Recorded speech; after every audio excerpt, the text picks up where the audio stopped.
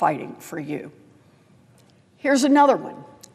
Ours will go from $1,300 monthly to $3,600 monthly.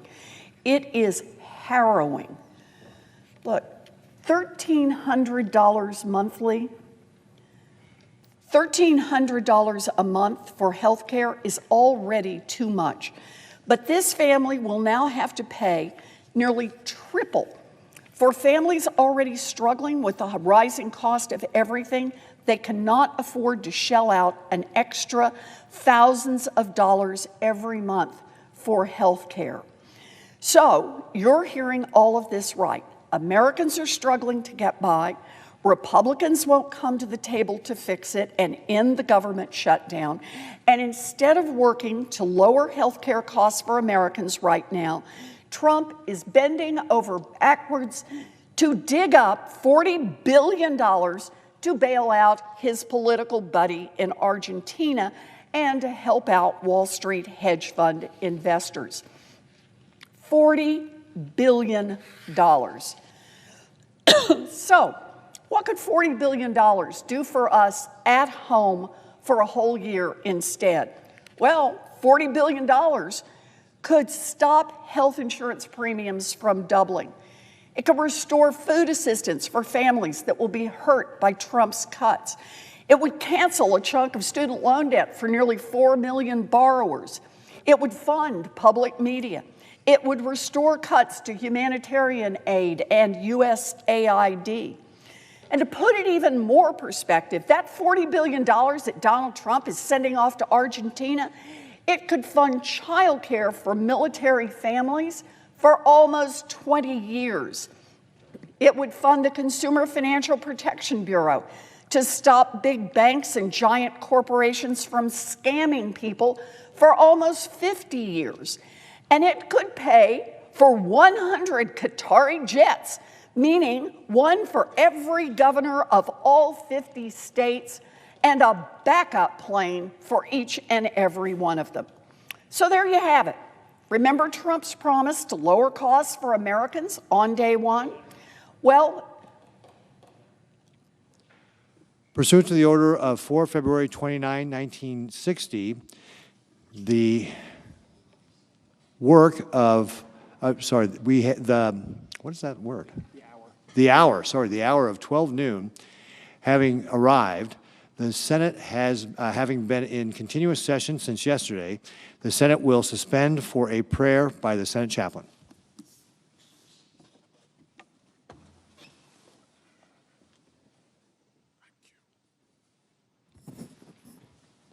Let us pray. Eternal God, who alone spreads out the heavens and rules the raging of the sea, we cry out to you, refusing to believe that the problem of this government shutdown is too difficult for you to solve. Lord, you have been our help in ages past. You are our hope for years to come. Today, give our senators a faith that will not shrink, though pressed by many a foe, that will not tremble on the brink of any earthly woe. We promise to give you all the glory for the great things you have done and will do. We pray in your mighty name. Amen. Thank you, Chaplain.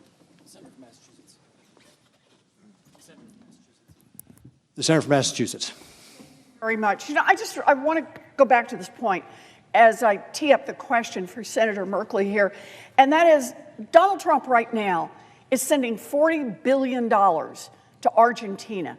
And I just want to go through the list again about what could we do with that $40 billion if we kept it right here in the United States? $40 billion would stop health insurance premiums from doubling. $40 billion would restore food assistance for families that will be hurt by Donald Trump's cuts. $40 billion would cancel a chunk of student loan debt for nearly 4 million borrowers. $40 million would fund public media. $40 million. Mr. President, retaining the floor, I yield to the question that's being posed by my colleague from Massachusetts. The senator from Massachusetts has the floor. I yield the floor. If the senator from Massachusetts wishes, I think I yield for a question to be posed by my colleague from Massachusetts. the senator from Oregon is recognized. Thank you very much, Mr. President. I see that my colleague from Massachusetts is here and has gotten half of a question out. And if you'd like to continue the question, I invite you to give me a question. Okay. Almost there. Am I recognized to do that, Mr. Chair? Or Mr. President? The senator from Oregon has the floor and has yielded you for a question. All right.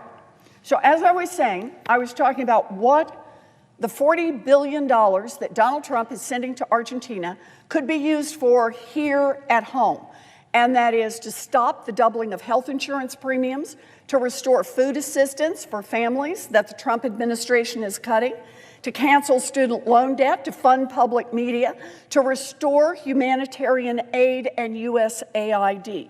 Or, to put it in a different perspective, that same $40 billion could fund childcare for military families for nearly 20 years. It could fund the Consumer Financial Protection Bureau to stop big banks and giant corporations from scamming people for almost 50 years. And it could pay for 100 Qatari jets, one for every governor in the United States, plus a spare jet for them. So there you have it. Remember Donald Trump's promise to lower costs for Americans on day one? Well, instead, Donald Trump is bailing out his, quote, favorite president, unquote, and bailing out rich Wall Street investors who invested in Argentina debt. The American people are begging us to do something about the skyrocketing cost of living. They are crying out for help. But Donald Trump can't hear them over the sound of the bulldozers that are demolishing a chunk of the White House to build his brand new ballroom. A $250 million ballroom, a monument to Donald Trump himself, paid for by big corporations that are trying to suck up to the administration for special favors. The American people told Donald Trump to cut the cost of living. Instead, he's cutting off part of the White House for his new billionaire's ballroom. Families are missing car payments, but Donald Trump is too busy building his ballroom to notice. The price of coffee is up nearly 30%, but at least Donald Trump will have a fancy new ballroom in the White House. The price of coffee is up nearly 30%, but at least Donald Trump will have a fancy new ballroom where the White House is supposed to be. Farmers are going bankrupt, but Trump is too worried about the construction of his ballroom to help. The cost of baby strollers, or as Donald Trump calls them, the things you carry babies around in, those are going up, but Trump is too busy building his fancy ballroom to notice. So my friend Jeff Merkley is exactly right. We are not in normal times. All of us need to stand up, speak out, and push back. My question for you, Senator Merkley, is how is the fight to lower costs for families all around this country linked to the fight against Donald Trump's authoritarianism?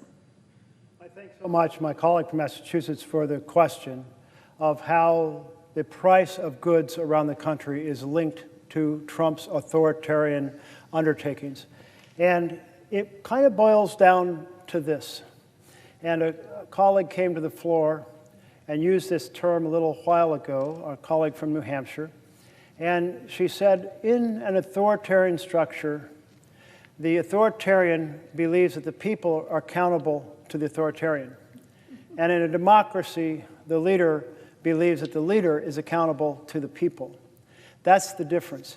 And so if you are in a situation where you have an authoritarian for the president, first thing they do is try to erode the checks and balances of the constitutions to concentrate more and more power in the executive. Of course, we see that in all kinds of ways we've been discussing this morning.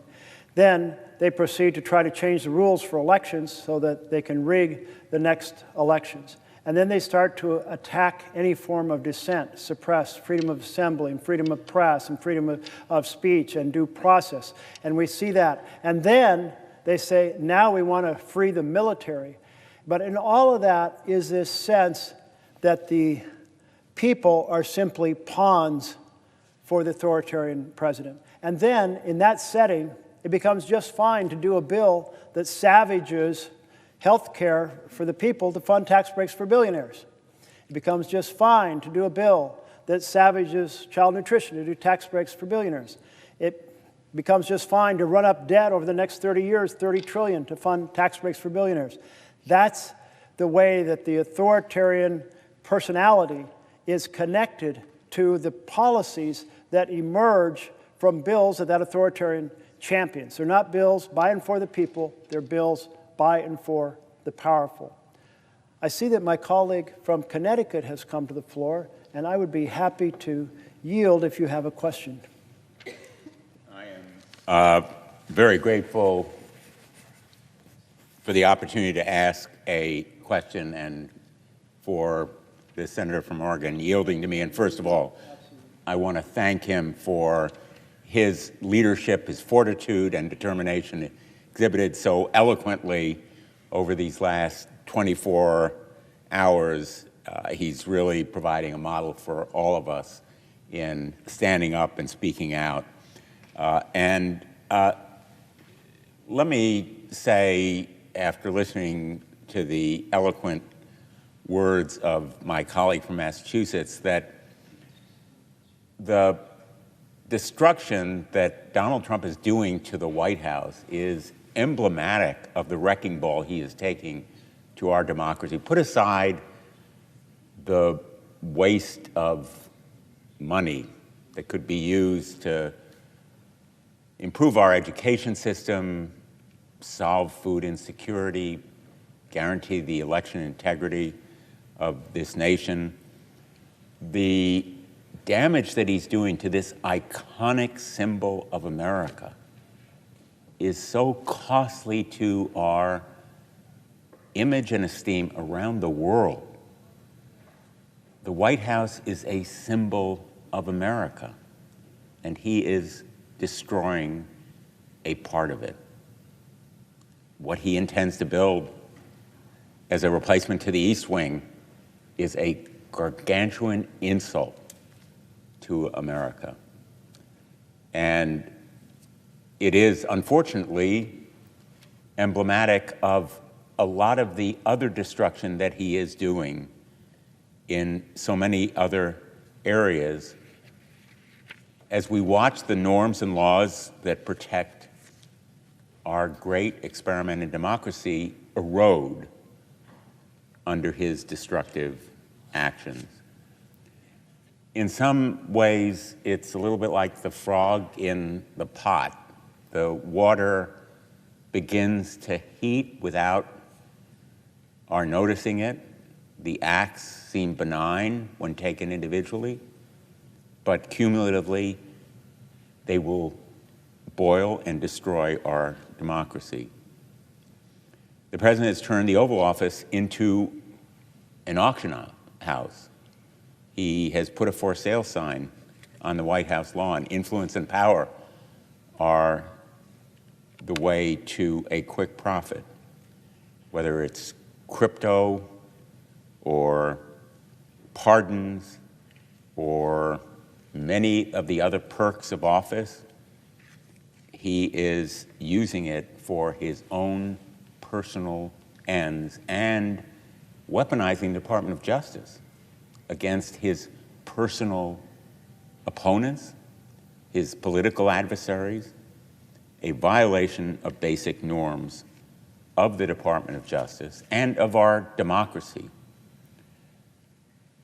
He is prosecuting political enemies in courts that he's filled with MAGA zealots and a Department of Justice that's run by his personal lawyers, and he's punishing constituents of Democrats by canceling billions in federal programs and firing dedicated public service during a government shutdown when he simply fails to find them worthy.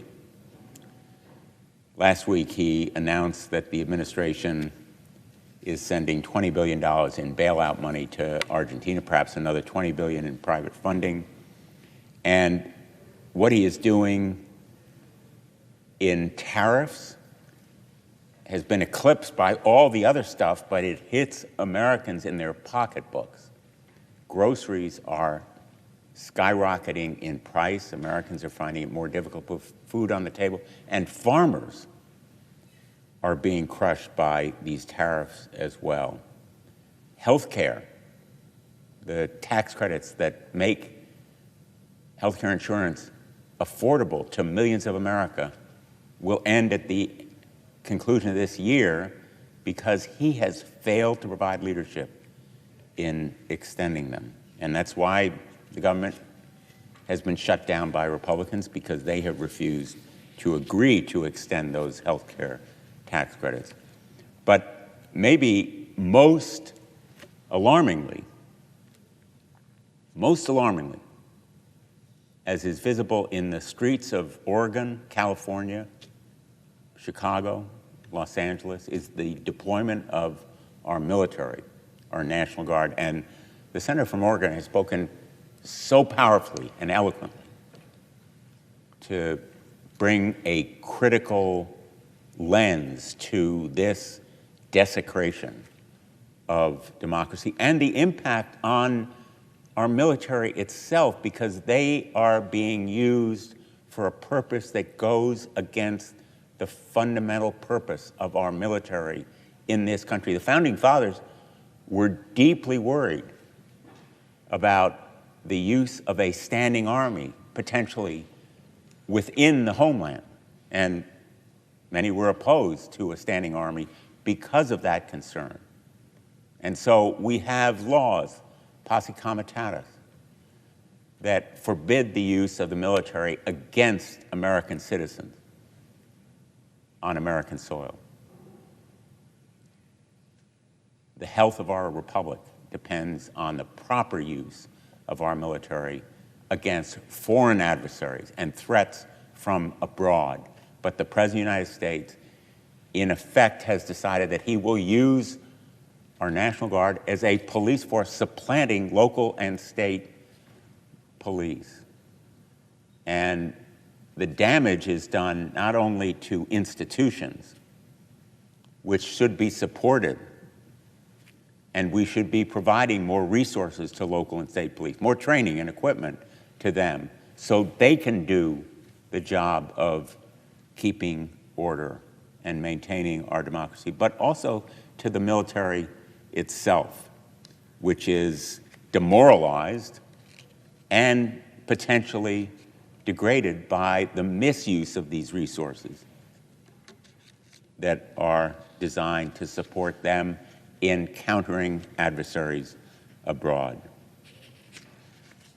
And of course, to the faith and trust of Americans in the military as they see it misused. And so I want to ask my colleague from Oregon about perhaps his personal experience as he watches this deployment of the National Guard in his state. How are the people of Oregon reacting to the misuse of our National Guard? Is their faith and trust in the military affected by the President's deployment of the National Guard in a circumstance that a federal judge has found is unnecessary, because whatever protests have happened in the past weeks and months have been peaceful and without the necessity for this kind of military intervention? Well, I really appreciate the question from my colleague.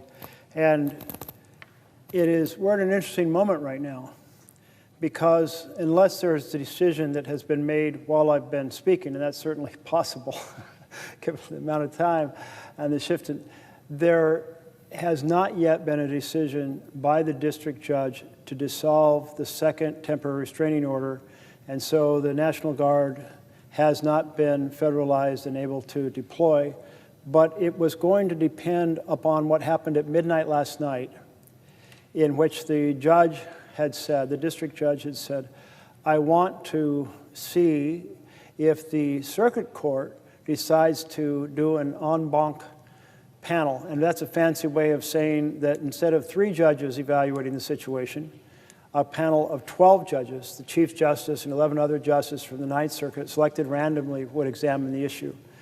And if that was on the verge of happening, my impression was she was going to hold off. The other thing that was unfolding was that the Seventh Circuit, including Illinois, and of course Chicago's been really affected by this, the Seventh Circuit made a decision in support of the district court there, but that looked like it was going to the Supreme Court, and they might do a shadow docket decision very soon, any moment, which could affect also what happens. So my guess is soon. If none of those happens, my guess is that soon, in fact, the second temporary restraining order will be dissolved, and that will give the ability of the National Guard to be in their mission. And I think there has been a lot of effort put into saying, these are our Oregonians. These are our soldiers, our folks that we've gone and supported them as they've gone on missions to Iraq and missions to Afghanistan and missions elsewhere in the world. And we go and we welcome them home. And that we think that they will have a very deep understanding that whatever they're instructed to do, they will not deliberately do provocative things. The thing that would really sour the situation, and I'm putting up a little picture here that I know you can't see, but it's a picture of one of the federal agents, not the Oregon National Guard, walking up and just spraying a protester straight in the face. She had gotten out of the way as she was requested.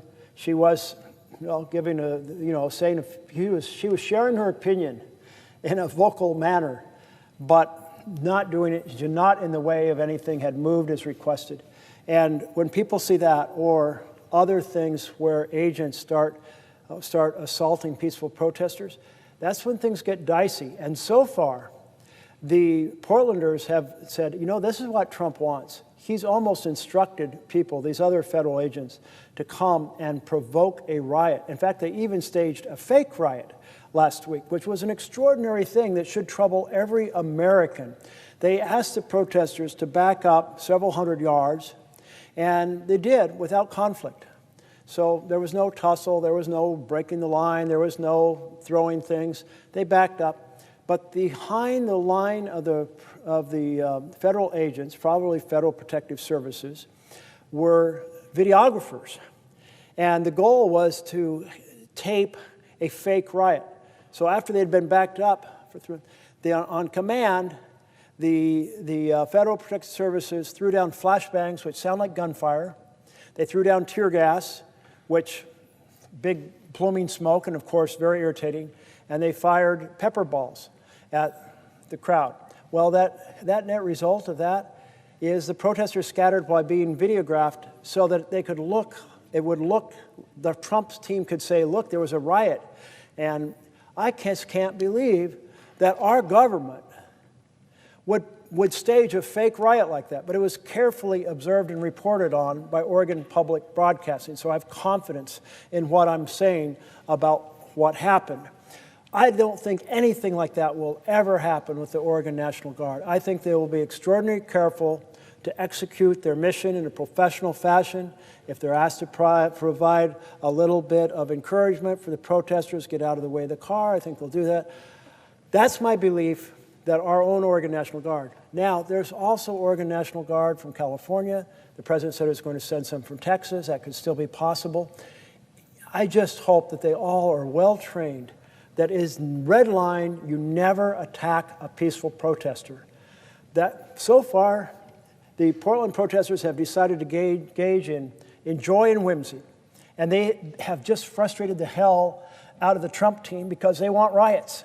And no, there's the pastries and pajama team, and there's the puppy dogs for peace team, and there's the wedding taking place, and there's the unipiper doing the bagpipes on his unicycle, and there's the folks putting down candles on the ground and flowers in the air, and just basically and doing the cha-cha slide.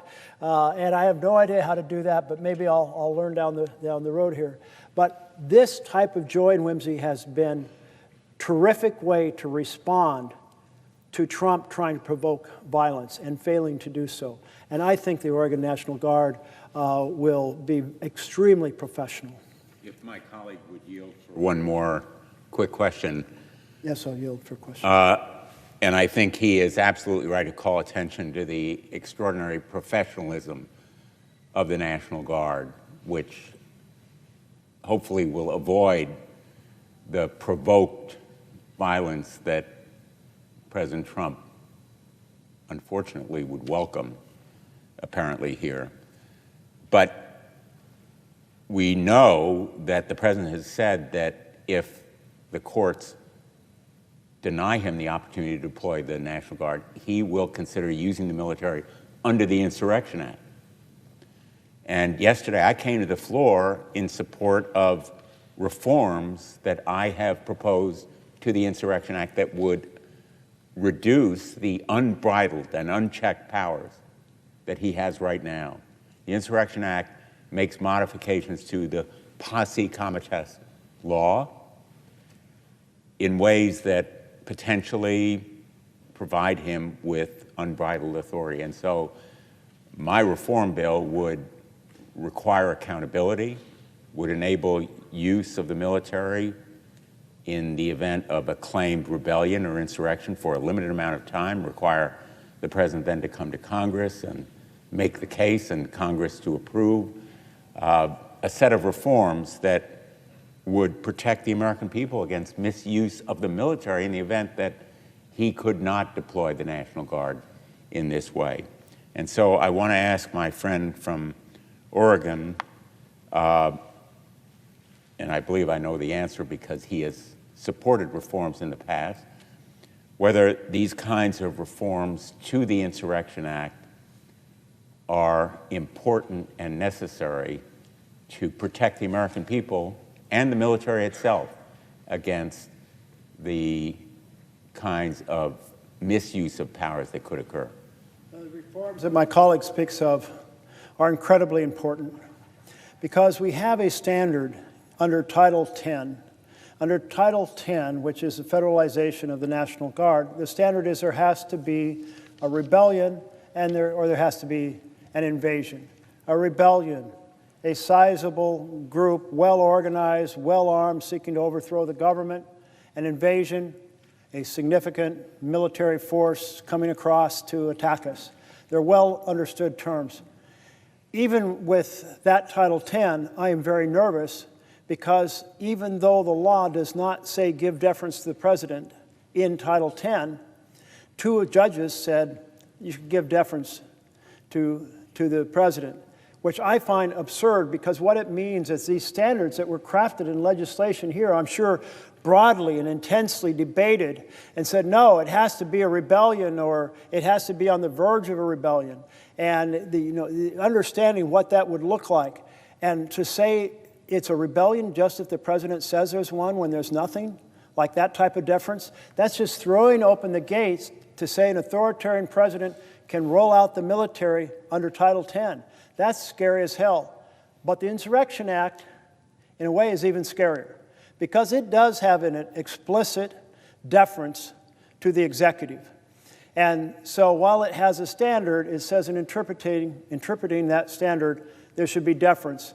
And I have read a number of analyses that say there is no way that the Supreme Court's not going to essentially say if the President interprets what's happening, given the language that exists there. I mean, that was written with the belief we would always have a capable, responsible defender of the Constitution in the Oval Office, and we don't.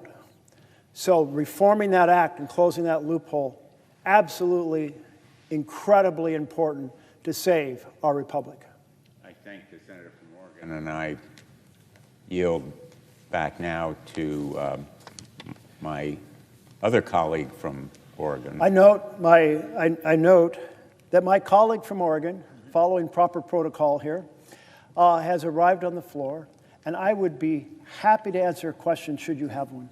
I thank my colleague very much. So I just want to make sure from a parliamentary standpoint, would the senator from Oregon yield for my question? I would be happy to yield for a question.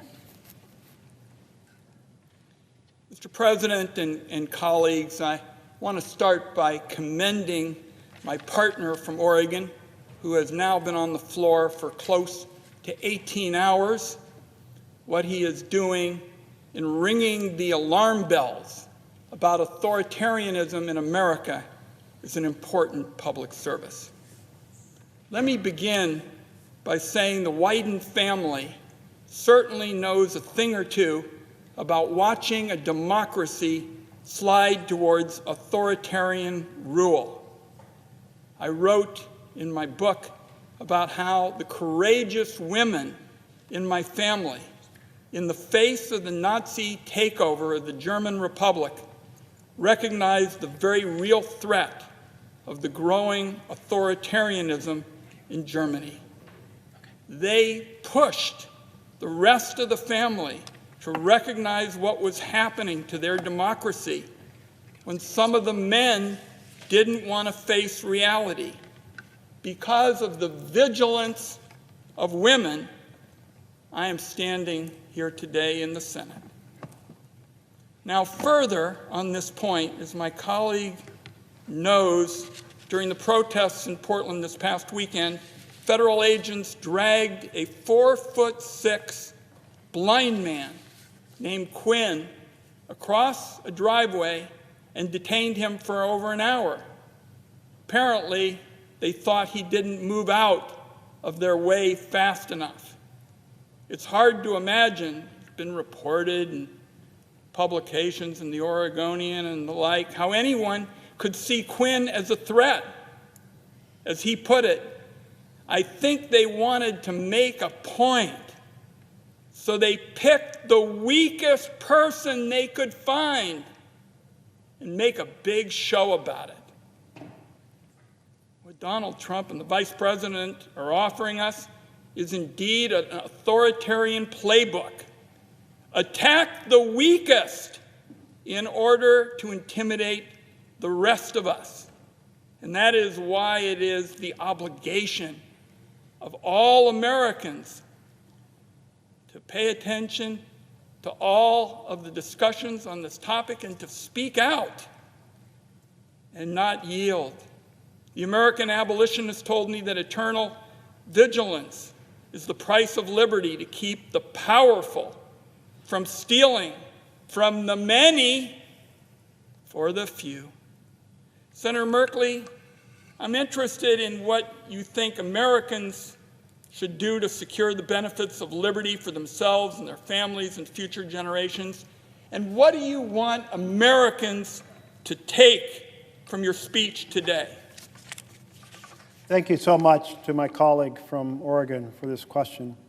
And it's very powerful to think about how fast the menace grew to the Jewish community in Germany, and how if one did not recognize that threat, and if I understood right, the women in your family were the ones that said, we have to get out of here. That's correct. And saved their future and therefore your future. And why do we have to have a world where powerful engage in these assaults based on race or religion or ethnicity? I sometimes hear Rodney King in my head, why can't we just all get along after he'd been badly beaten? And the fact is, it seems like we have a long ways to go to erase prejudice from our hearts.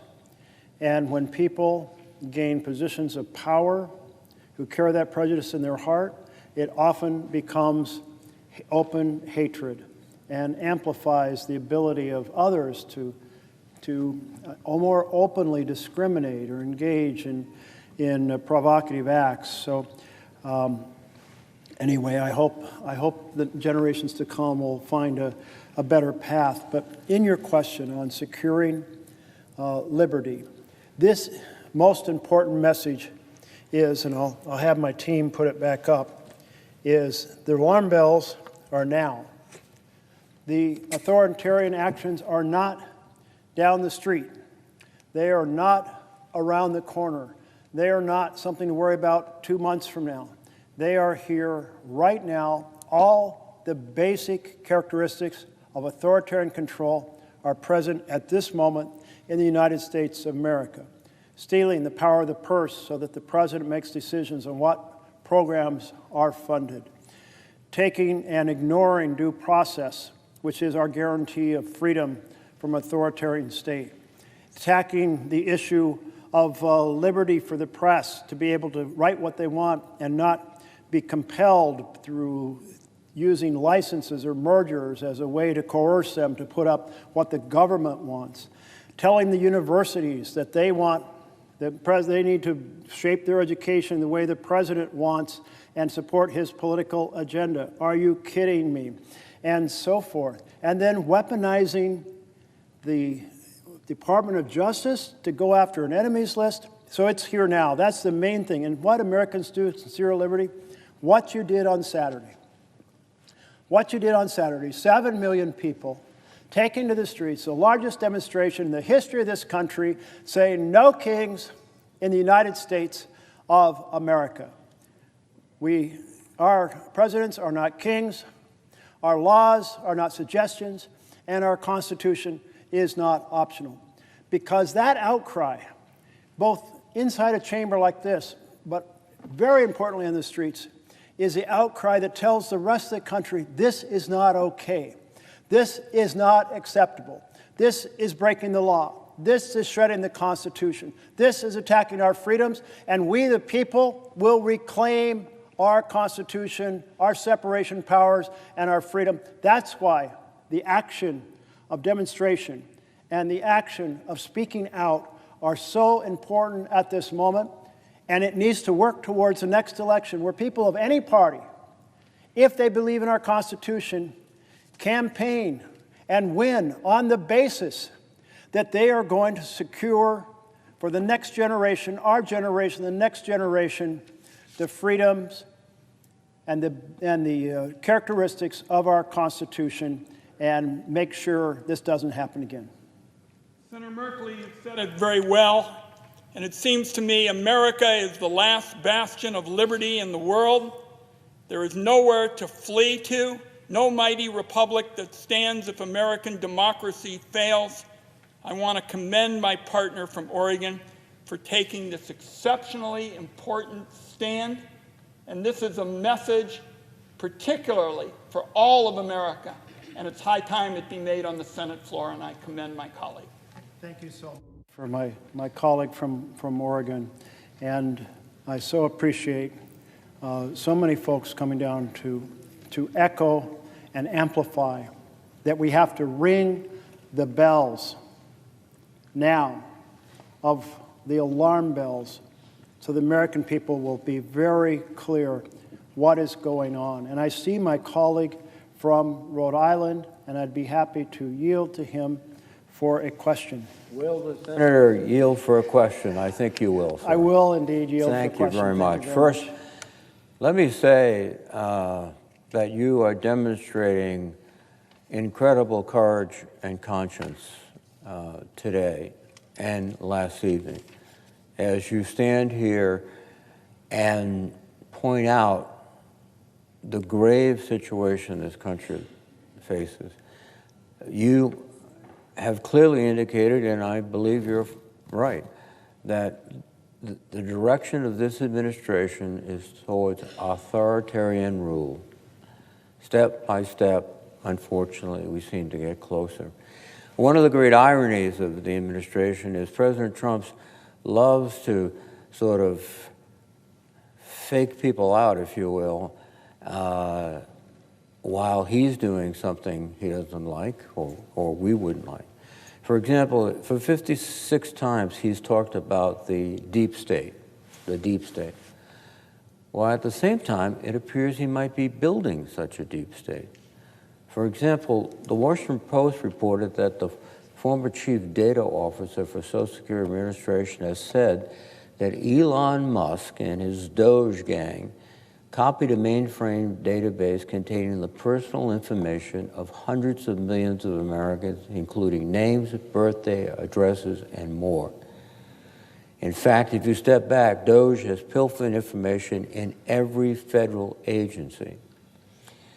And we're in a situation where I believe Trump is prepared to weaponize that information against the American people in so many different ways. And I just asked, did you fear my distress that Trump could use this information to attack his opponents? Could he use this information to disrupt the elections in 26 as a path to further authoritarian influence in the United States? I say to my colleague from Rhode Island that when an authoritarian president starts collecting data in this fashion, they probably have a plan for it. And that plan is not going to be one to enhance liberty for the American people. One of the things that I'm deeply concerned about, and I'm not sure if this is the same database you're referring to, but it's a collection of voter registration databases. Is that the same? Yeah, from across the country. And Senator would yield.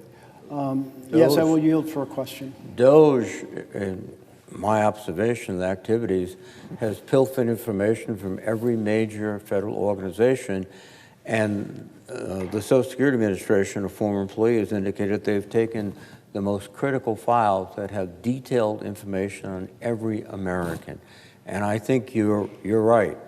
There's only two things you really do with this kind of data. You sell it or you weaponize it, or you do both. And the concern I think we both share is weaponization. In addition, I believe that the administration has sought from secretaries of state throughout the United States information about their voting rolls, which is specifically directed perhaps at electoral interference. But I shall wheel back. That clarification of the question. And it is absolutely concerning. You can imagine the many ways it can be weaponized. Like any hostile agent from outside the United States can use that data in all kinds of ways. What happens if suddenly your Social Security benefits aren't there, or the files regarding your disability benefits, or your age and birth records, or who knows what all could disappear or be modified, or banking records possibly included if you've had banking transactions in paying your taxes, or it could be incredible amounts of stuff. And we have had fairly protective practices of these databases, which is why when Doge went in with laptops, there was a lot of resistance, and some people who provided that resistance, got moved aside physically to enable Doge to access. And then there's this other database effort, which is the voting registration database effort. And the idea of collecting that, and they've been pushing the Secretary of States. Many states have said no, they're going to court, they're resisting. Well, thank goodness they are, because a national registration voter database can be used just like a state could purge names from it, which several states have done, saying, oh, these names look the same. Maybe it's like you got two Jack Ryans, or more commonly, it's done to Hispanic names. Or said, well, hey, there's the same name in Georgia as there is in Mississippi, so we'll purge this name. I mean, hostile purging that people don't know that they're no longer registered until they go to the poll to vote, and it's often too late. So I'm very, very concerned. I want our states to maintain their own independent voting registration databases, because that would be a phenomenal way to manipulate the next election. And I used to, and I say used, like months ago in February, when people in my town hall would say, "Aren't you worried about an effort to postpone the next election or declare an emergency?" And I said, no, I just can't imagine that taking place. Now I can imagine that taking place, because we've seen emergency measures abused. We've seen the president assume powers he does not have. For example, the tariff power is not delegated to the president. It's always been done by law here in this chamber and down the hall. So when the president is that authoritarian, taking powers the law doesn't grant, arguing in court, the court's giving him more power, consolidating information on voting, I am very, very worried about that. And I want to encourage the Secretary of States in every state, whether you're a blue state or red state, hold on to your data, protect it, back it up, double secure it, and tell the feds to keep their hands off. Well, I concur. If I may raise one very brief question, that is... Yes, I yield for additional question. You see firsthand what's happening in Portland. It is outrageous. The situation has been completely distorted by the president to suggest that there is major civil upheaval, and that's not the case at all from the reports I've heard. And it also, by suggesting that military personnel can enforce the laws of the United States, violates the Posse Comitatus Act, which has been a barrier to police powers by the military since the 1870s. And I know, like myself, I assume you are particularly disturbed that he is, again, not only weaponizing data, he's weaponizing our military forces to go in and carry out civil laws. And your comments, Mr. Yes. In regard to your question, I am extremely worried about the Trump administration's effort to pave the path with the courts and with the discipline of the military to have them in the practice of being deployed to, if you will, to, well, in theory, quell unrest. But the law on Title X is very clear. You need to have a rebellion or you need to have invasion. And it's very clear you don't have either of those. But even then, 2 judges on the 3-judge panel in this court said, well, let's kind of give a little more flexible definition of rebellion. And by the way, maybe you should give more deference to the president's evaluation. After all, they run the building. And I'm like, once you say the president can simply declare there's a rebellion, then the standard set in law means nothing. You're just throwing open the doors to a authoritarian president deploying troops against the American people. And we've already seen with the provocative actions of assaults on peaceful protesters how dangerous that is.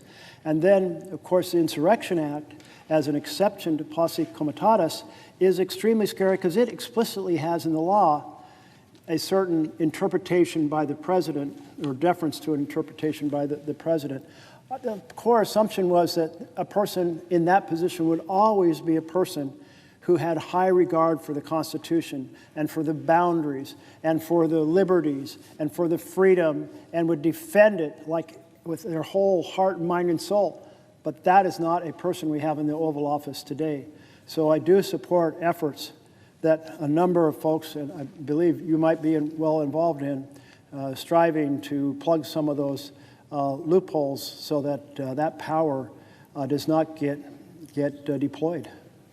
Thank you very much, Senator. Thank you. Thank you. And I note that we have a senator from Wisconsin, and I would be happy to yield for a question if she had one. Will the senator yield for a question? I will happily yield. Thank you. Thank you. Senator Merkley, you and I are both members of the Senate Appropriations Committee.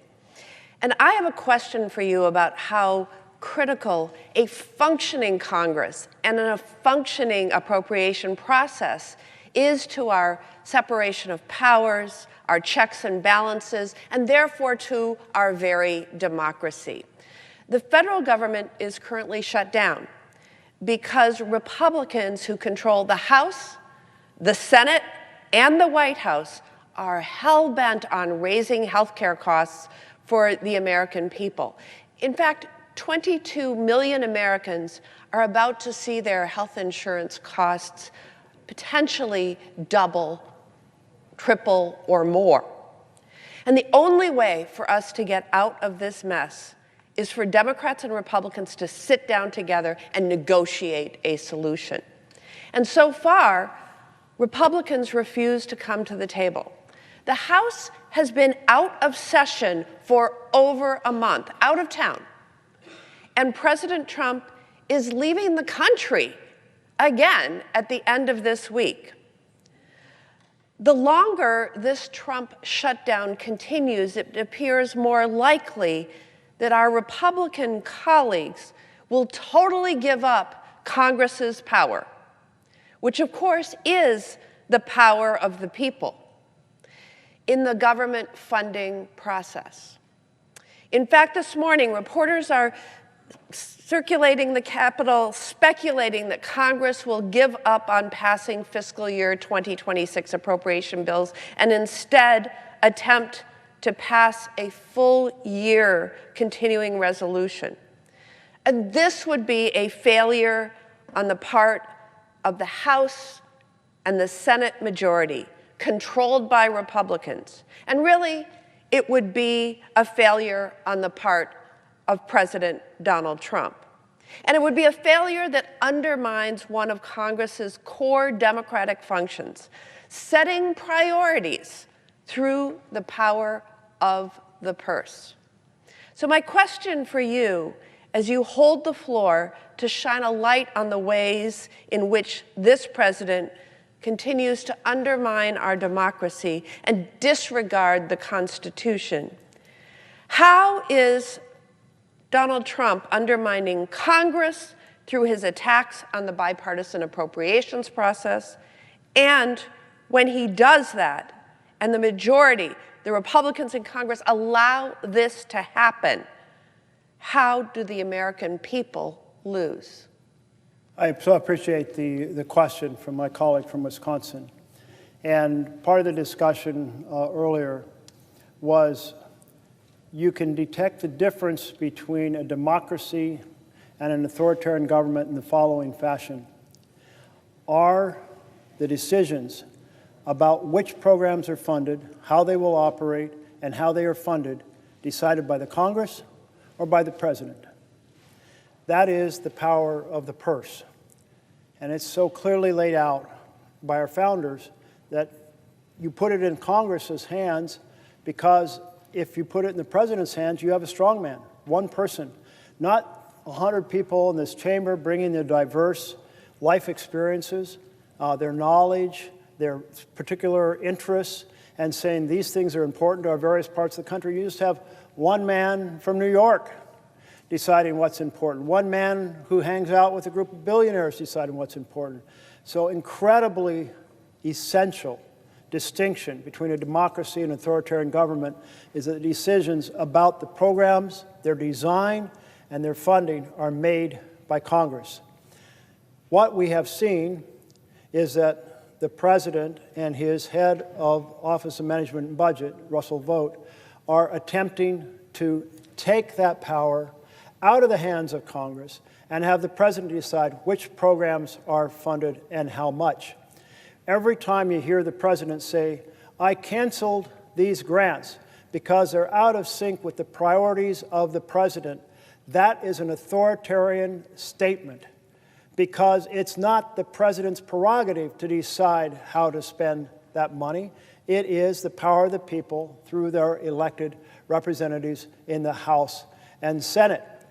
And then in addition, Mr. Vought has coordinated a series of strategies to essentially cancel programs by slow-walking the dispersion of funds, by freezing the funds, by impounding the funds, by delaying to the end of the year and then submitting a request to legislatively have the funds undone, but then the clock runs out on the year and poof, the funds disappear. He has a fancy name for it, a pocket rescission. But think of it more like the carriage in Cinderella that hits midnight and poof, the carriage is gone and you only have a pumpkin. In this case, we only have a lump of coal when we hit the end of the year. And then there is a requirement under the law for the president to lay out an expenditure schedule so that we can see whether or not funds are being delayed or frozen or impounded and so forth. And that schedule has disappeared. That website has been shut down. So the president is hiding, in contrary to the law, what's required so that we can protect the prerogatives of our Constitution. So these are the ways the president is directly attacking the power of the purse and trying to turn, this is one of the ways. He's doing a whole series of other things in attacks on freedoms, military weaponization of the Department of Justice to go after enemies, sending the military into the streets. But this is a key one in terms of the checks and balances of our Constitution. He's trying to take the power of the purse and has made substantial progress in doing so. I see my colleague from Hawaii has arrived, and should she have a question, Yield for a question? I would be happy to yield. First of all, I commend you for holding the floor to raise issues of such concern to the American people. I want to focus my question on the corruption of the Trump regime. And this corruption is rampant and unending, from making untold sums off meme coins to the latest outrage demanding the Department of Justice pay him more than $200 million. That is taxpayers' money that he wants to get his hands on. We have a president putting his financial interest before the best interest of the American people. This is the classic Trump playbook, using the power of his office to make a profit at the expense of the American people and as a distraction from the chaos and cruelty that he is sowing every single day. It's a classic authoritarianism, using the tools of government to enrich himself, reward his friends, and punish his enemies. So I'm asking my colleague, what kind of threat does this blatant corruption pose to our democracy, our institutions, and the American people? If the senator from Hawaii will repeat the last sentence of her question, I would appreciate it. Certainly. So the rampant corruption of this regime. So, what kind of threat does this blatant corruption pose to our democracy, our institutions, and the American people? Thank you so much for the question. And when I hear that word corruption, and I admit I'm starting to feel a little dazed after these many hours on the floor, my head goes first to the financial corruption of the president, but there's all these other forms of corruption he's engaged in terms of corrupting the basic balance, separation of powers, and the checks and balances. But let me speak first to the financial corruption. One thing that we have seen is that he's using the presidency to enrich himself and his companies and his family. And the most blatant example of this is when he said, I have this product that I want people to buy, and I'm going to hold a competition, and the people who buy the most of this product, a crypto coin, will be invited to a very special dinner at my golf club where I will be present and you'll have access to me. So he sold access to the presidency to the people who bought the most of his crypto coins. And in that case, it was a meme coin. And that means basically the coin is a collectible. It basically has no value. But then he engaged in another form of crypto corruption, and that involved saying, we're going to have a stable coin, and a stable coin means you give me $1 and I give you a crypto token that you can use in international transactions. And then there was a transaction involving I hope I still have this right, the United Arab Emirates. And they basically bought several $billion of these coins. And what happens then is the president can hold those dollars until the coins are redeemed and benefit from the interest earned on those several $1 billion. And meanwhile, there was a desire by the foreign government to get access to highly capable AI chips.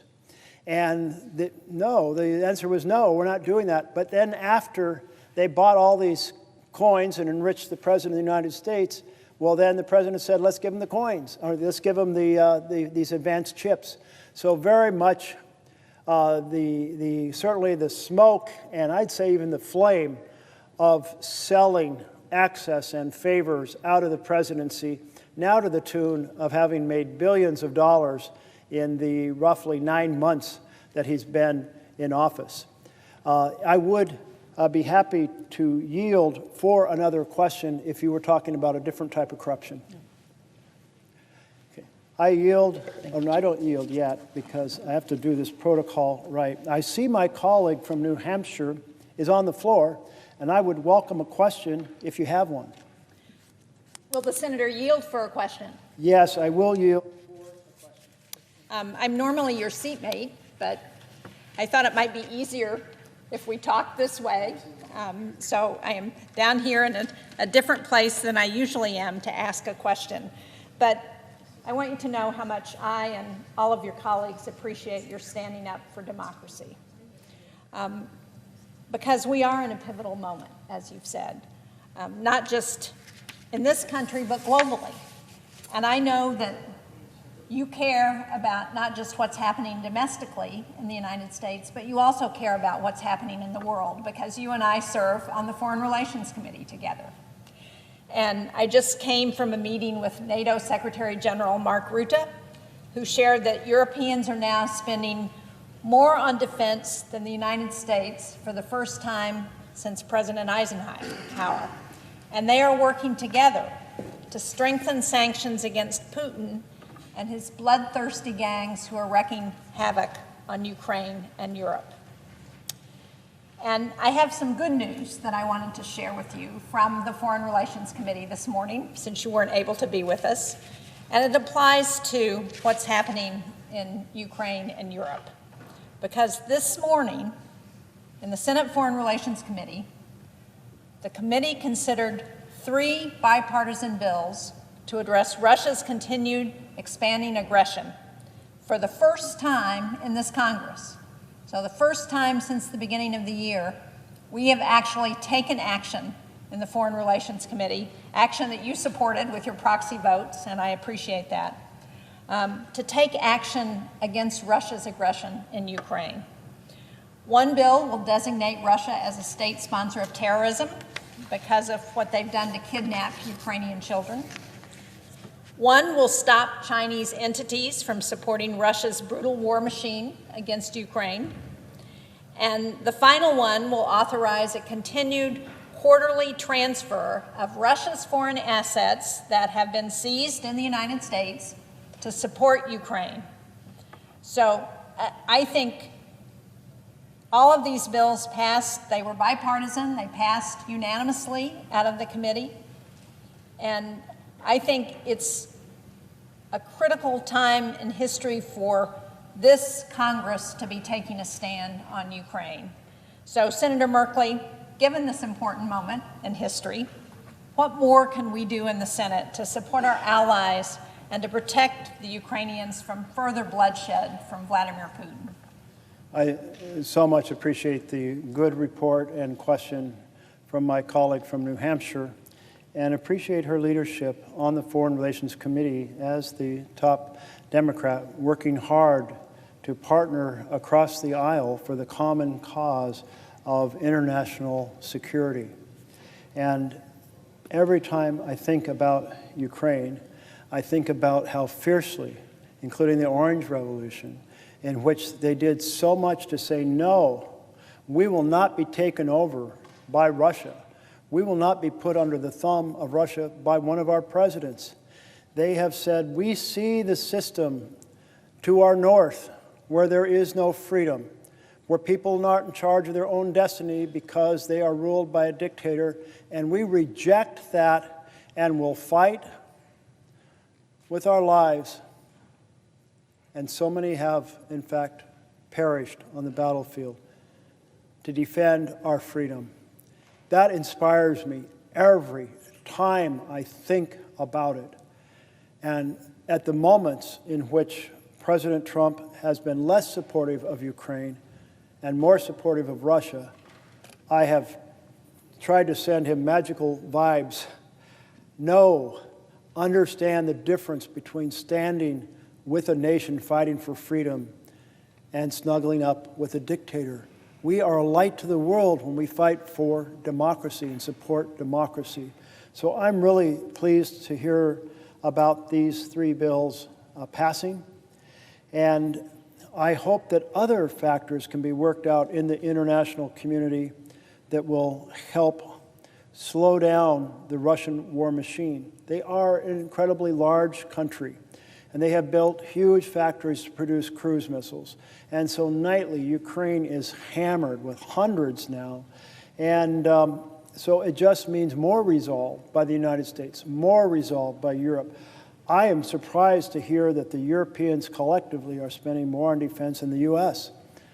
I am like, if that had been a trivia question, I would have failed.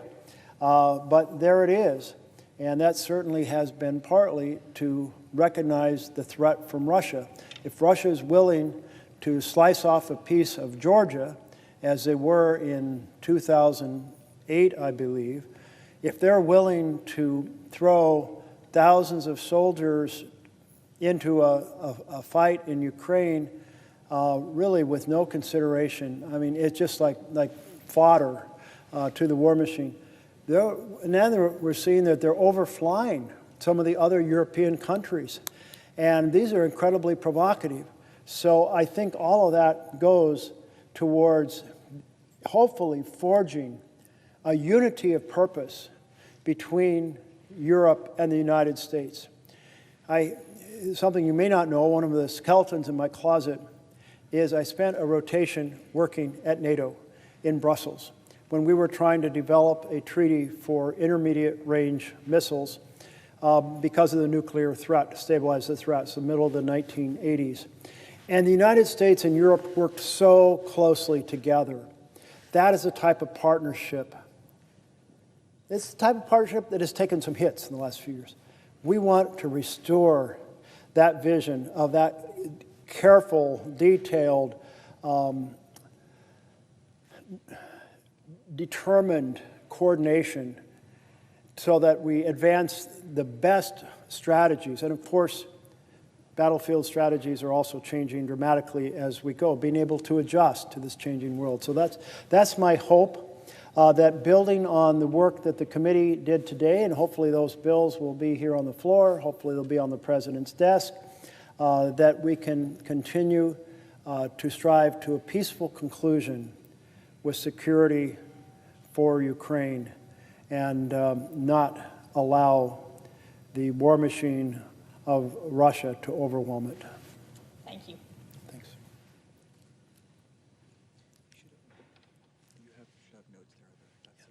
Nobody else? Okay. Well, Mr. President, for the first time in several hours, I don't have a colleague who's asking me a question, and so I'm going to return to the conversation that I was holding forth on regarding the Department of Justice. And I have here this page called Justice Connection, urgent message from recent Department of Justice alumni decrying attacks on the Justice Department. I believe I asked unanimous consent to have this put in the record, but if I did not, I'm asking it now. Without objection. Thank you very much, Mr. President. And here is how that reads.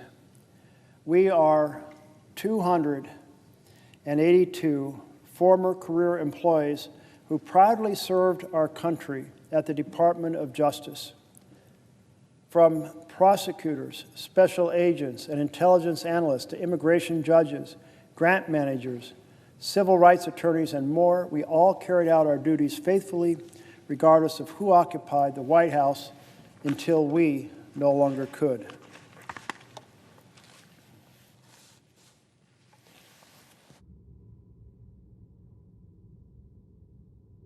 Left the department, either voluntarily or involuntarily, because of actions taken by this administration. Our fidelity to the Constitution and our dedication to our country did not end when our jobs did. Now that we left the department, we believe it's our duty to sound the alarm about this administration's degradation of DOJ's vital work and its assault on the public servants who do it. It is incumbent on all of us to fight for the Justice Department before it's too late.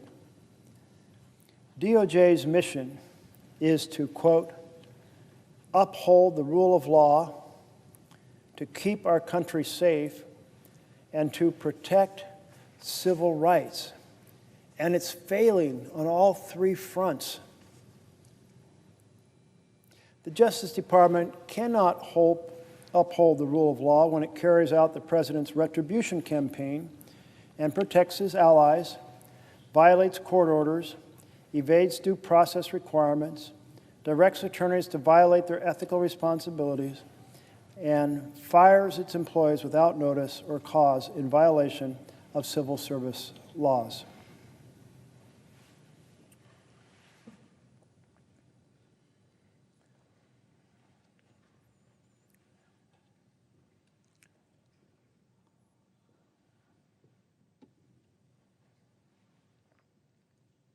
It also cannot keep our country safe when it ousts FBI employees, prosecutors, national security experts, and ATF officials, shutters offices that prevent community violence, and dismantle drug trafficking operations, purges the attorneys who enforce the laws that protect the environment, and shifts highly trained special agents away from counterintelligence and counterterrorism.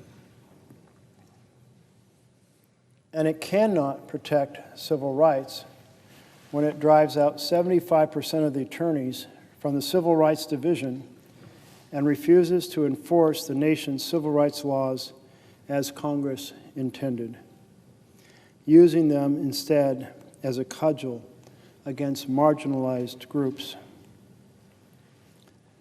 The administration is taking a sledgehammer to other long-standing work the department has done to protect communities and the rule of law. Its plans to eliminate the tax division, which saves the country billions of dollars by pursuing tax evaders, will lead us poorer. Gutting the public integrity section and FBI public corruption squads has paved the way for government graft. Canceling hundreds of millions of dollars in grants has left at-risk communities less protected and crime victims less supported. The list could go on.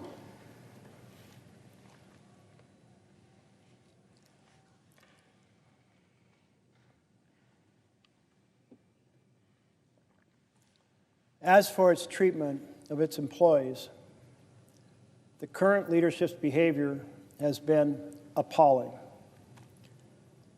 This administration lies about the deep state and exaggerates about government inefficiency, and exaggerations about government efficiency have eroded the respect our country once held for public servants. And demonizing, firing, demoting, involuntarily transferring, and directing employees to violate their ethics duties has already caused an exodus of over 5,000 of us, draining the department of priceless institutional knowledge and expertise. and impairing its historical success in recruiting top talent. We may feel the effects of this for generations.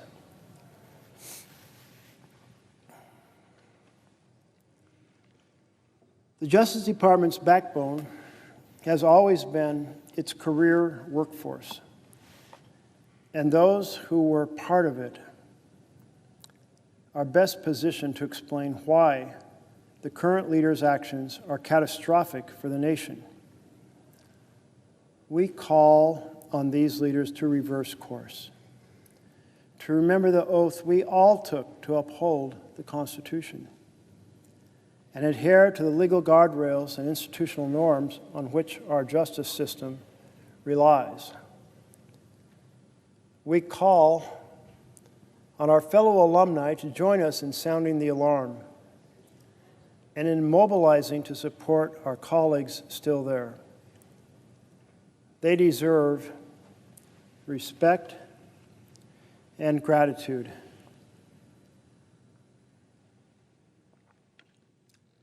Neither of which they're getting from the administration. We call on Congress to exercise its oversight responsibilities far more vigorously.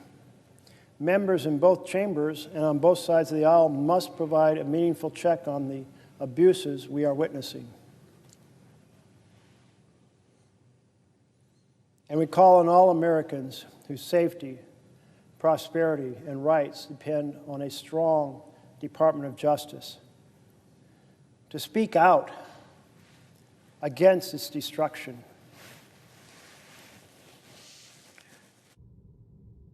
Our democracy is only as strong as the rule of law, and the rule of law can't survive without the principal institution that enforces it.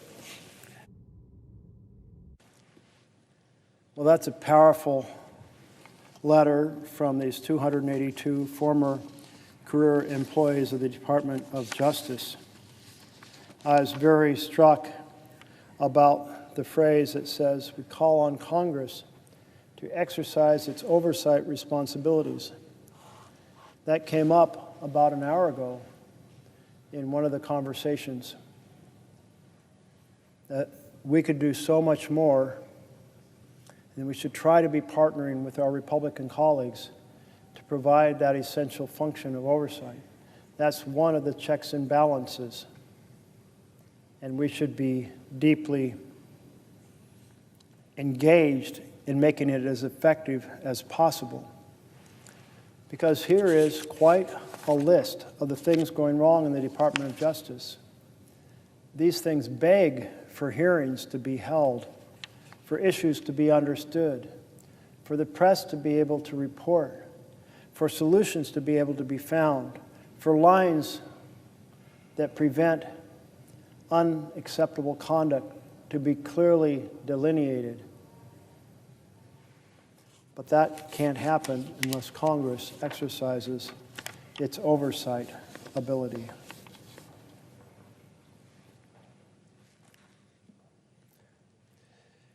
Do we have one more chapter? Okay. We have chapter 8. So we are headed back to the book. And the book is this book, How Democracies Die. And with each chapter, I'm trying to give some sense of the chapter, though not every element of it. So I'll read some of the pages, maybe scan through some others, and try to address a few of the issues that are raised. This particular chapter addresses President Trump's first year in his first administration, and it's titled Trump's First Year, an Authoritarian Report Card. So remember, this was just his first year in office. We're now in his 5th year in office, headed towards his 6th year in office, and we've seen such an acceleration. So the items identified in the first year, well, we may well see that they become more serious over time. Donald Trump's first year in office followed a familiar script. Like Alberto Fujimori, Hugo Chavez, and Tayyip Erdogan, America's new president began his tenure by launching blistering rhetorical attacks on his opponents. He called the media the enemy of the American people, questioned judges' legitimacy, and threatened to cut federal funding to major cities. Predictably, these attacks triggered dismay, shock, and anger across the political spectrum. Journalists found themselves at the front lines, exposing, but also provoking the president's norm-breaking behavior. A study by the Shorenstein Center on Media, Politics, and Public Policy found that the major news outlets were unsparing in their coverage of the Trump administration's first 100 days. Of news reports with a clear tone, the study found 80% were negative, much higher than under Clinton, 60% negative, and George W. Bush, 57% negative, and Obama, 41%.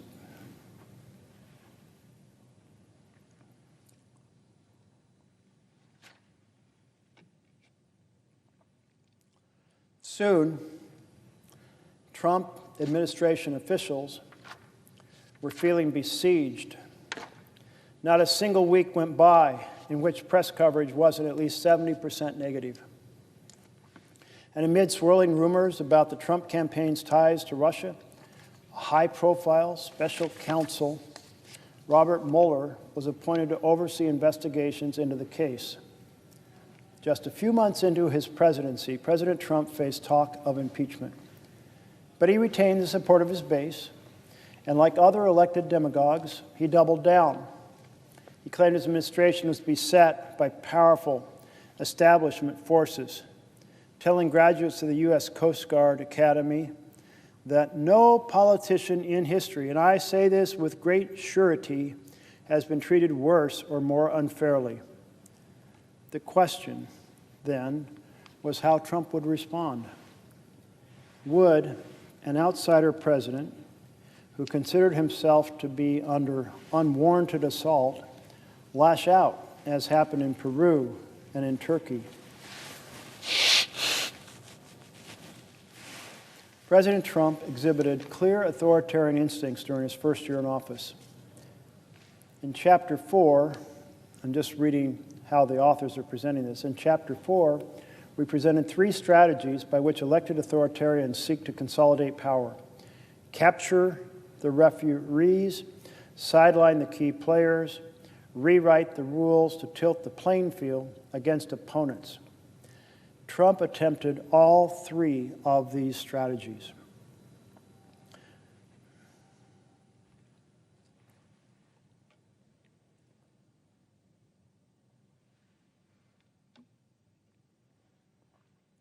President Trump demonstrated striking hostility toward the referees, law enforcement, intelligence, ethics agencies, and the courts.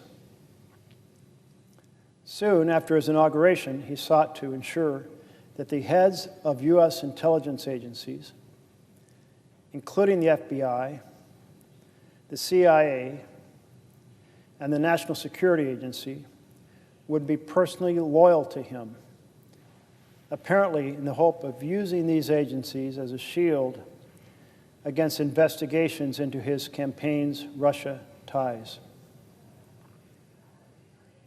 During his first week in office, President Trump summoned FBI Director James Comey to a one-on-one dinner in the White House, to which, according to Comey, the president asked for a pledge of loyalty.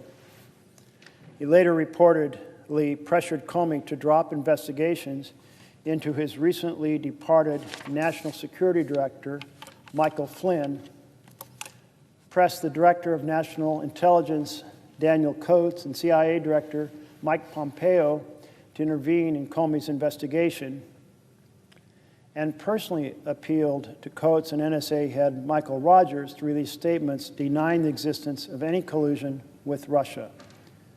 Both refused.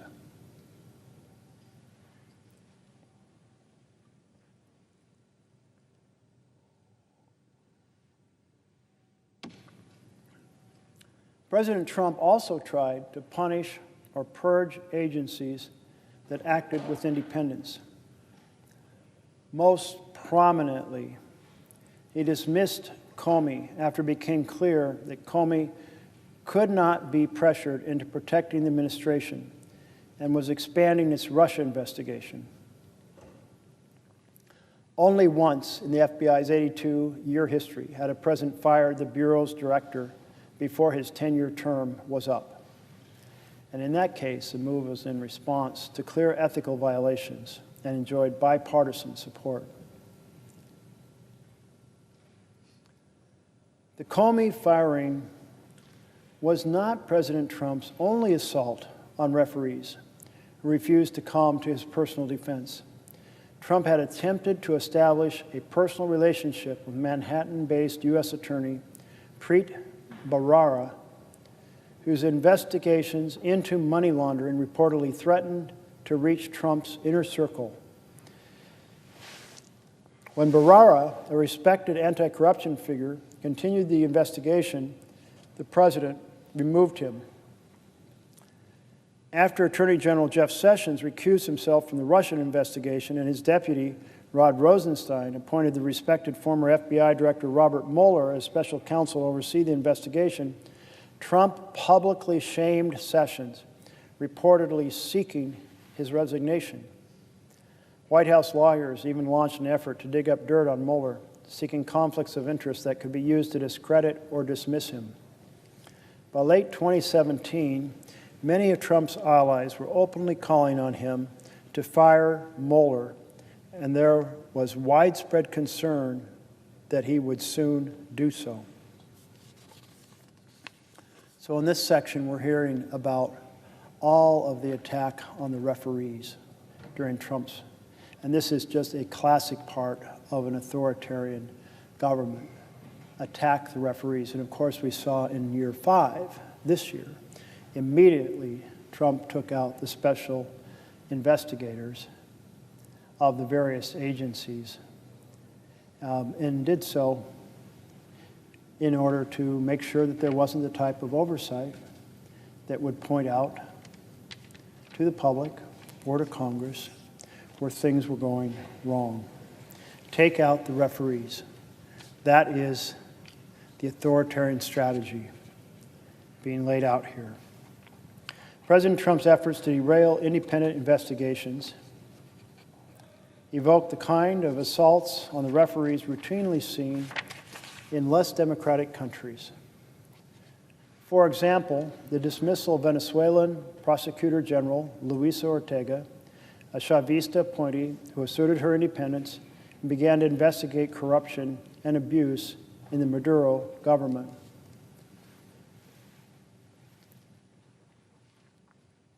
Although Ortega's term did not expire until 2021, and she could be legally removed only by the legislature, which was in opposition hands, the government dubiously elected Constituent Assembly sacked her in August 2017.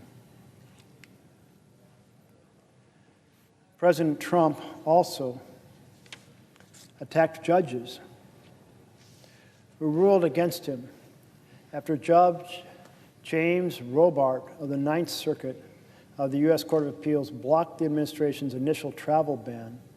Trump spoke of, quote, the opinion of this so-called judge, which essentially takes law enforcement away from our country, end of quote. 2 months later, when the same court temporarily blocked the withholding of federal funds from sanctuary cities, the White House denounced the judgment as an attack on the rule of law by an unelected judge. Trump himself responded by threatening to break up the Ninth Circuit.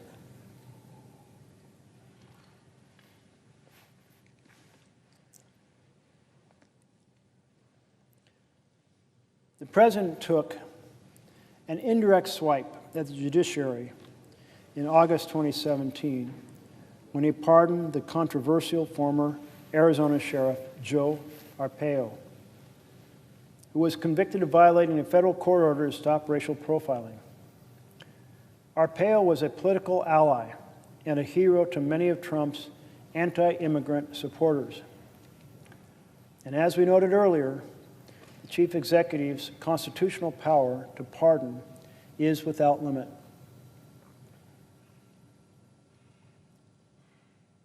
But presidents have historically exercised it with great restraint, seeking advice from the Justice Department and never issuing pardons for self-protection or political gain. President Trump boldly violated these norms. Not only did he not consult the Justice Department, but the pardon was clearly political. It was popular with his base. The move reinforced fears that the president would eventually pardon himself and his inner circle, something that was reportedly explored by his lawyers. Remember, this is year one of it would have been the 2018, January 2017 through January 2018.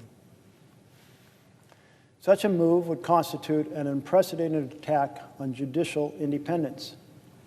As constitutional scholar Martin Reddish put it, if the president can immunize his agents in this manner, the courts will effectively lose any meaningful authority to protect constitutional rights against invasion by the executive branch.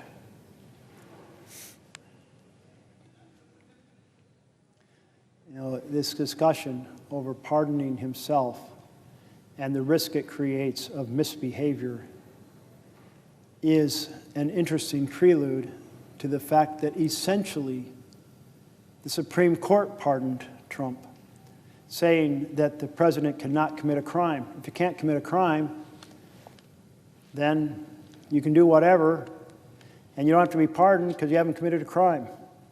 So the Supreme Court essentially gave him the same protection and created the same risks for an authoritarian state that Trump pardoning himself would have resulted in. The administration responded by launching attacks on the OGE, Office of Government Ethics. House Oversight Chair Jason Chaffetz, a Trump ally, even hinted at an investigation of Schaub. In May, administration officials tried to force the OGE to halt investigations into the White House's appointment of ex-lobbyists. Alternatively harassed and ignored by the White House, Schaub resigned, leaving behind what journalist Ryan Leza called a broken OGE, Office of Government Ethics. President Trump's behavior toward the courts, law enforcement, and intelligence bodies, and other independent agencies was drawn from the authoritarian playbook. He openly spoke of using the Justice Department and the FBI to go after Democrats, including Hillary Clinton. And in late 2017, the Justice Department considered nominating a special counsel to investigate Clinton. Despite its purges and threats, however, the administration could not capture the referees. Trump did not replace Comey with a loyalist, largely because such a move was vetoed by key Senate Republicans. Likewise, Senate Republicans resisted Trump's efforts to replace Attorney General Sessions, but the president had other battles to wage. And I think this is an important moment to remember back in 2017 that colleagues across the aisle played a role of reason in pushing back on some of the unacceptable things that Trump was trying to do.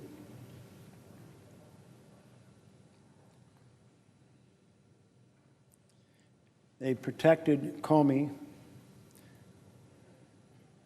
As it said, Trump did not replace Comey with a loyalist because such a move was vetoed by key Senate Republicans. Likewise, Senate Republicans resisted Trump's efforts to replace Attorney General Sessions. And early in the conversation, we were talking about the importance of one of the checks and balances of the Constitution, which is for the Senate and the House to hold hearings on what's going on. The two-page letter from the 283, I believe it was, 282 former career employees of the Department of Justice, they laid out a host of things that are going wrong. It's essentially an invitation. Please hold hearings because a lot of bad stuff is happening inside the Department of Justice. And so I encourage colleagues on both sides of the aisle who serve on the Judiciary Committee to take them up on that invitation, to bring these former members and others to share what's going on, because that is our responsibility under the Constitution, to provide that type of spotlight, insight, and hopefully advice to help the administration, well, more effectively and legally pursue the enhancement of the American system of justice. Of course, this whole litany of the way Trump attacked the referees was a prelude to the absolute assault on the referees that occurred during this year in such a systematic fashion, in such an expanded fashion.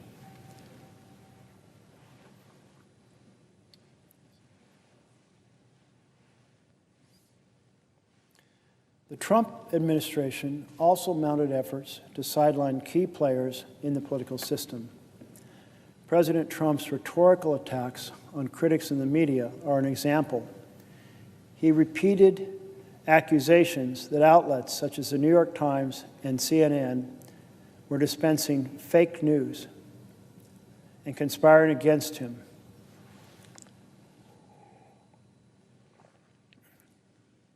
These comments look familiar to any student of authoritarianism. In a February 2017 tweet, he called the media the enemy of the American people, a term that critics noted mimicked one used by Stalin and Mao. Trump's rhetoric was often threatening. A few days after his enemy of the people tweet, Trump told the Conservative Political Action Committee, or CPAC, "I love the First Amendment. Nobody loves it better than me. Nobody. But as you saw throughout the entire campaign, and even now, the fake news doesn't tell the truth. I say it doesn't represent the people. It never will represent the people, and we're going to do something about it."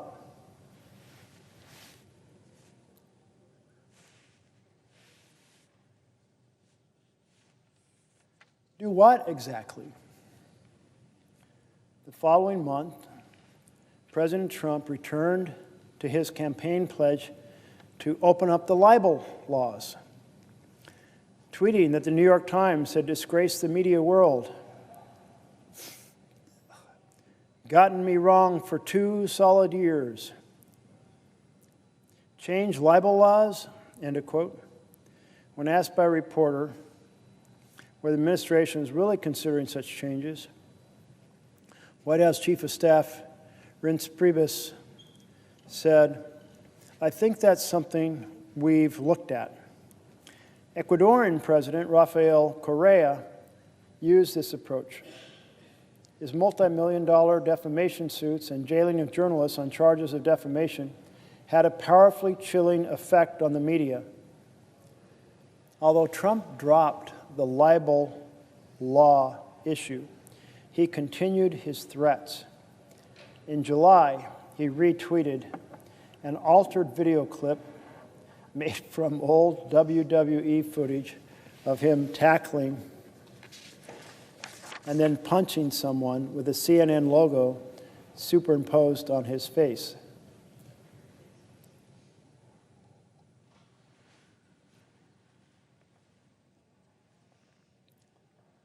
President Trump also considered using government regulatory agencies against unfriendly media companies. During the 2016 campaign, he had threatened Jeff Bezos, the owner of the Washington Post and Amazon, with antitrust action, tweeting, "If I become president, oh, do they have a problem." He also threatened to block the pending merger of Time Warner, CNN's parent company, and AT&T. And during the first months of his presidency, there were reports that White House advisors considered using the administration's antitrust authority as a source of leverage against CNN. And finally, in October 2017, Trump attacked NBC and other networks by threatening to challenge their license.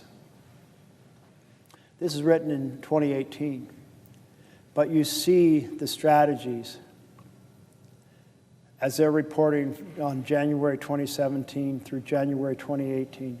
You see how the strategies were being explored that have been so fiercely pursued this year.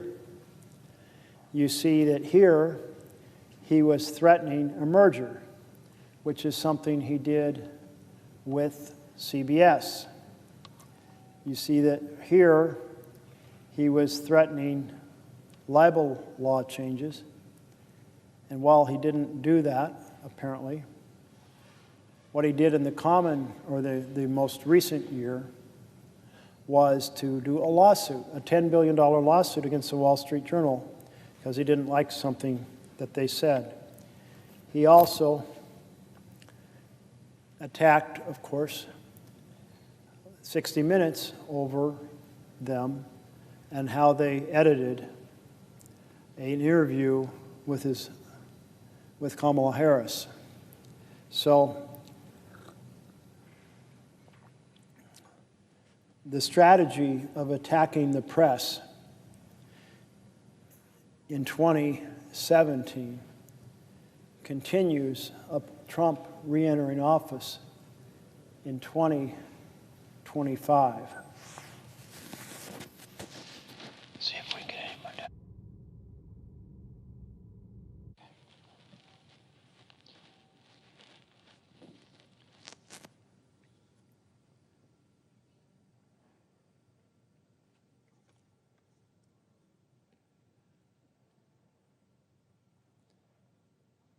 And finally, in October 2017, Trump attacked NBC, and other networks by threatening to challenge their license. There was one area in which the Trump administration went beyond threats to try to use the machinery of government to punish critics. During his first week in office, President Trump signed an executive order authorizing federal agencies to withhold funding from sanctuary cities that refuse to cooperate with the administration's crackdown on undocumented immigrants. If we have to, he declared in February 2017, we'll defund. The plan was reminiscent of the Chinese government's repeated moves to strip opposition-run city governments of their control over local hospitals, police forces, ports, and other infrastructure. Unlike the Venezuelan president, however, President Trump was blocked by the courts. Although President Trump has waged a war of words against the media and other critics, those words have not yet led to action. No journalists have been arrested. No media outlets have altered their coverage due to pressure. Trump's efforts to tilt the playing field to his advantage have been more worrying. In May of 2017, he called for changes in what he called archaic Senate rules, including the elimination of the filibuster at the expense of the Democratic minority. Senate Republicans did eliminate the filibuster for the Supreme Court nominations, clearing the way for Neil Gorsuch's ascent to the court, but they rejected the idea of doing away with it entirely. Now, that topic is something I know a little bit about, having immersed myself in exploration of the ins and outs of the filibuster. And one may wonder, why did the Senate Republican majority not proceed to eliminate the filibuster? Well, here's the reason why. Mostly, my Republican colleagues do their policy through tax bills. Tax bills can be done through reconciliation, and reconciliation is a simple majority mechanism. So, therefore, they largely don't need to dump the filibuster because they can do their policy by simple majority already. You saw that this year with the so-called Big Beautiful Bill that we called the Big Ugly Betrayal, done solely on a party line. And if I recall right, although this is a 53-47 Senate, I think we ended up with a 50-50 vote broken by the Vice President. So it passed by the narrowest of margins, but it was done entirely on simple majority by one party. Meanwhile, Democrats tend to like policy ideas, and policy ideas require a supermajority. So if you are a Republican leader, you can pursue your objectives by simple majority through a tax bill.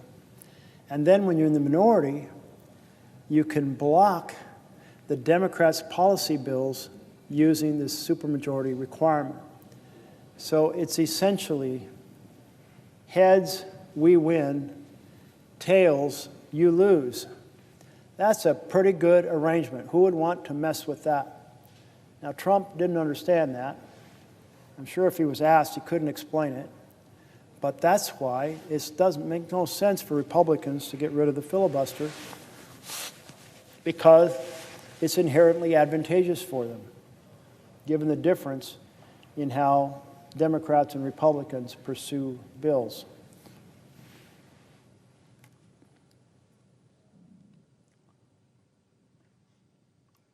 Perhaps the most anti-democratic initiative yet undertaken by the Trump administration is the creation of the Presidential Advisory Commission on Election Integrity, chaired by Vice President Mike Pence, but run by Vice Chair Chris Kobach. To understand its potential impact, recall that the Civil Rights and Voting Rights Acts prompted a massive shift in party identification. The Democratic Party became the primary representative of minority and first and second generation immigrant voters, while the GOP voters remained overwhelmingly white. Because the minority share of the electorate is growing, these changes favor the Democrats, a perception that was reinforced by Barack Obama's 2008 victory, in which minority turnout rates were unusually high. Every now and then, we see the parties flip on a significant issue. And it's always kind of an interesting question to explore how that happened. So here's the Republican Party that was founded anti-slavery, Republican Party that fought for civil rights bills against the Southern Democrats who resisted civil rights bills, including filibustering them to keep them from happening.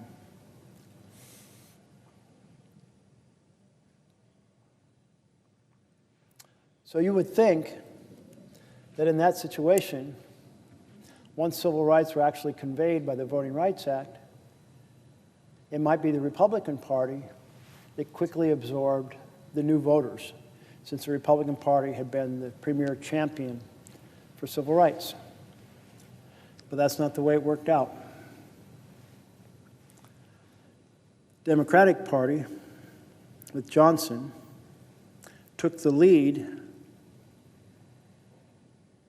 in overturning the bans on voting participation by minority Americans.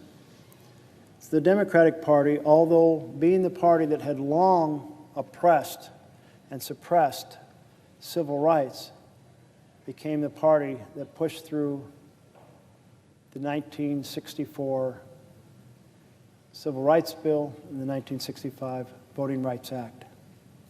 And it's the Democratic Party, despite its long history of suppressing civil rights, that became the welcoming party for newly enfranchised minority voters.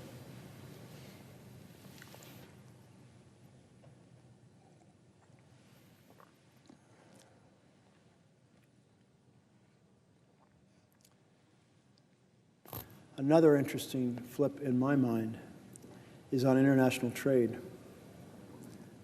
When I came to the Senate, it was primarily Republicans that wanted the Trans-Pacific Partnership.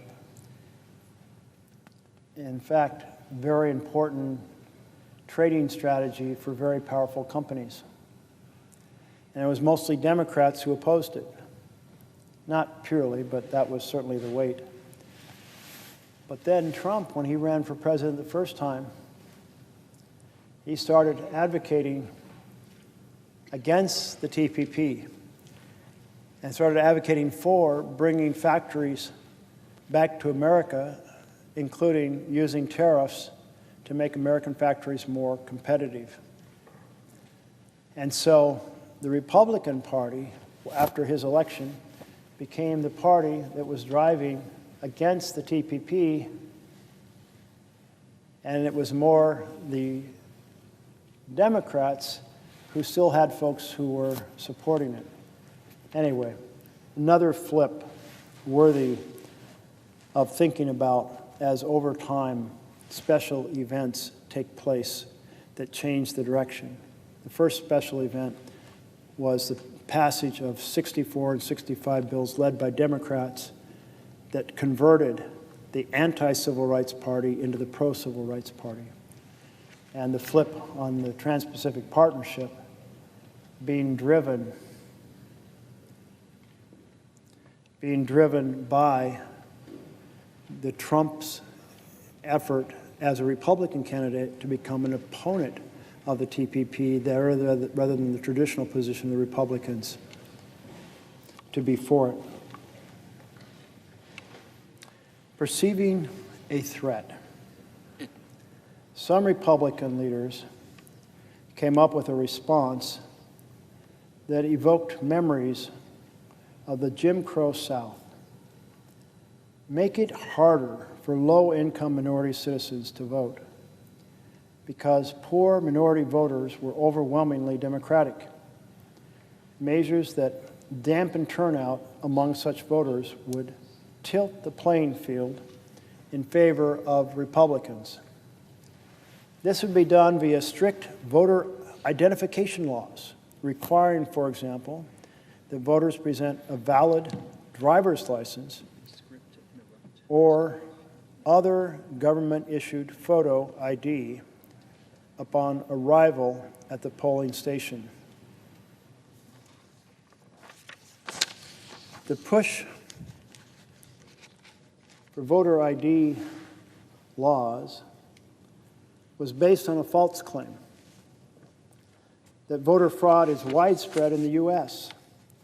All reputable studies have concluded that levels of such fraud in this country are low.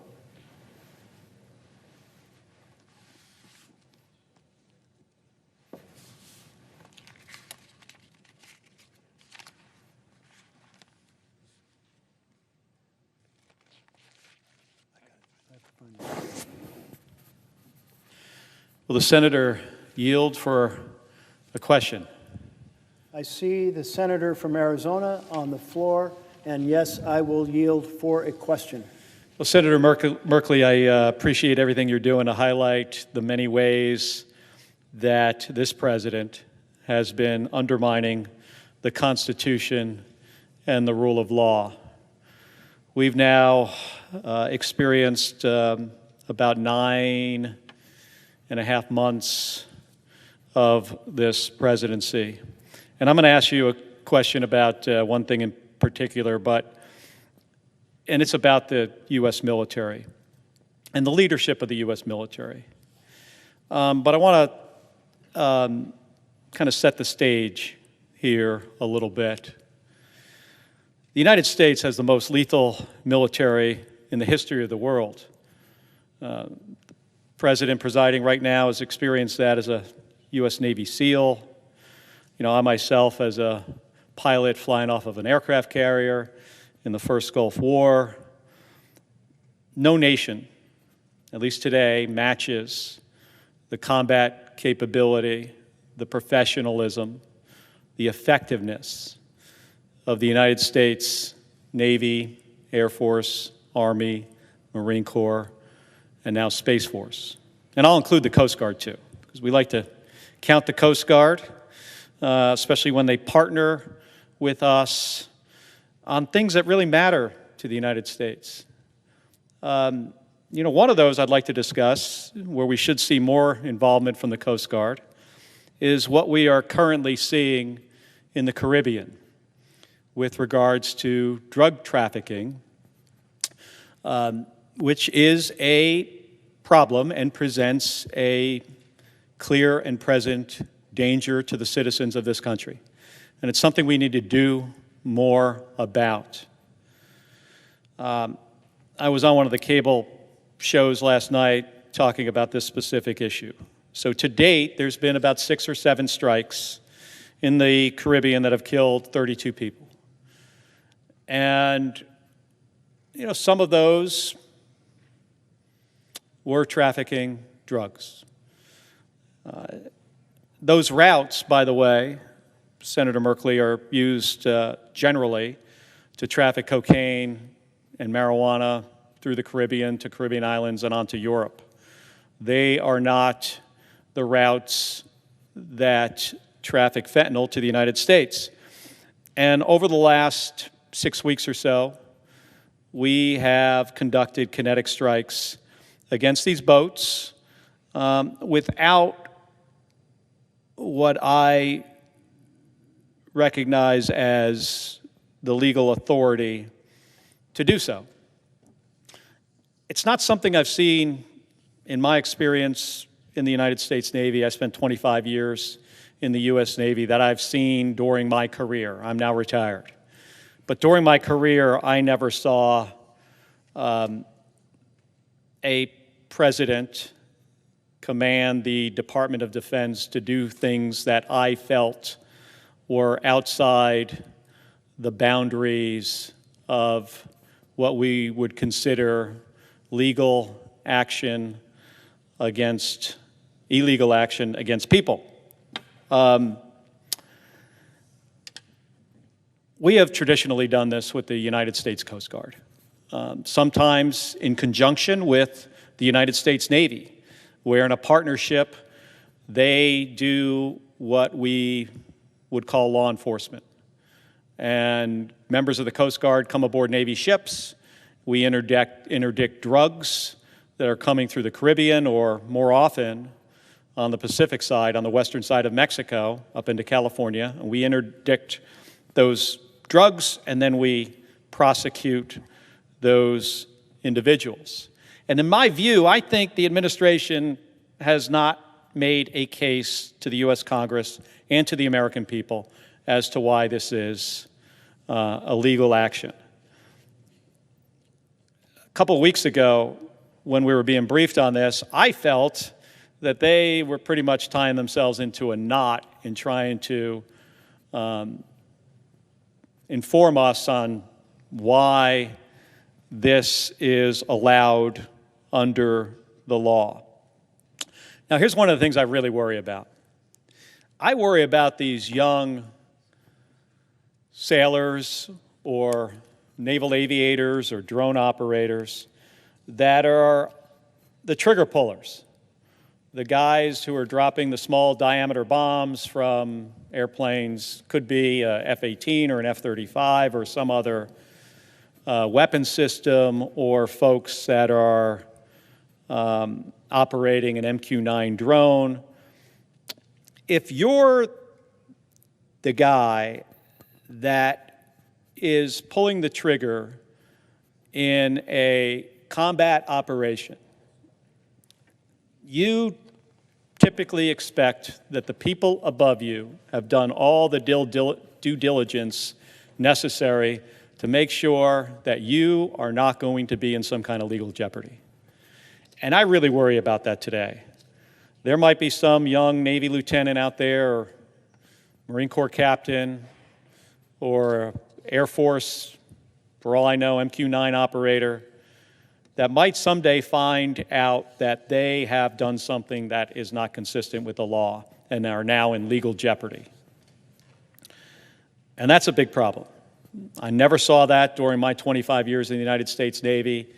The 2 ships I sunk in the Persian Gulf, not for 1 second did I feel like I was getting some bad information from the battle group or from anybody above in the chain of command, whether it was General Schwarzkopf or Colin Powell or the President of the United States, George Herbert Walker Bush. It was not a concern of ours. It is a concern today. And I can tell you, as I watch this from my vantage point on the Intelligence Committee and on the Armed Services Committee, there are members of our military that are now in some sort of potential future legal jeopardy.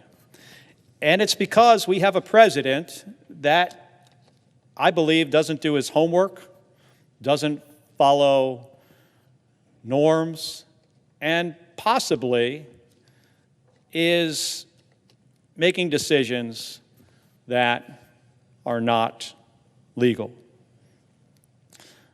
We've seen the politicization of the United States military over the last 9 months that really disturbs me. The speech in Quantico,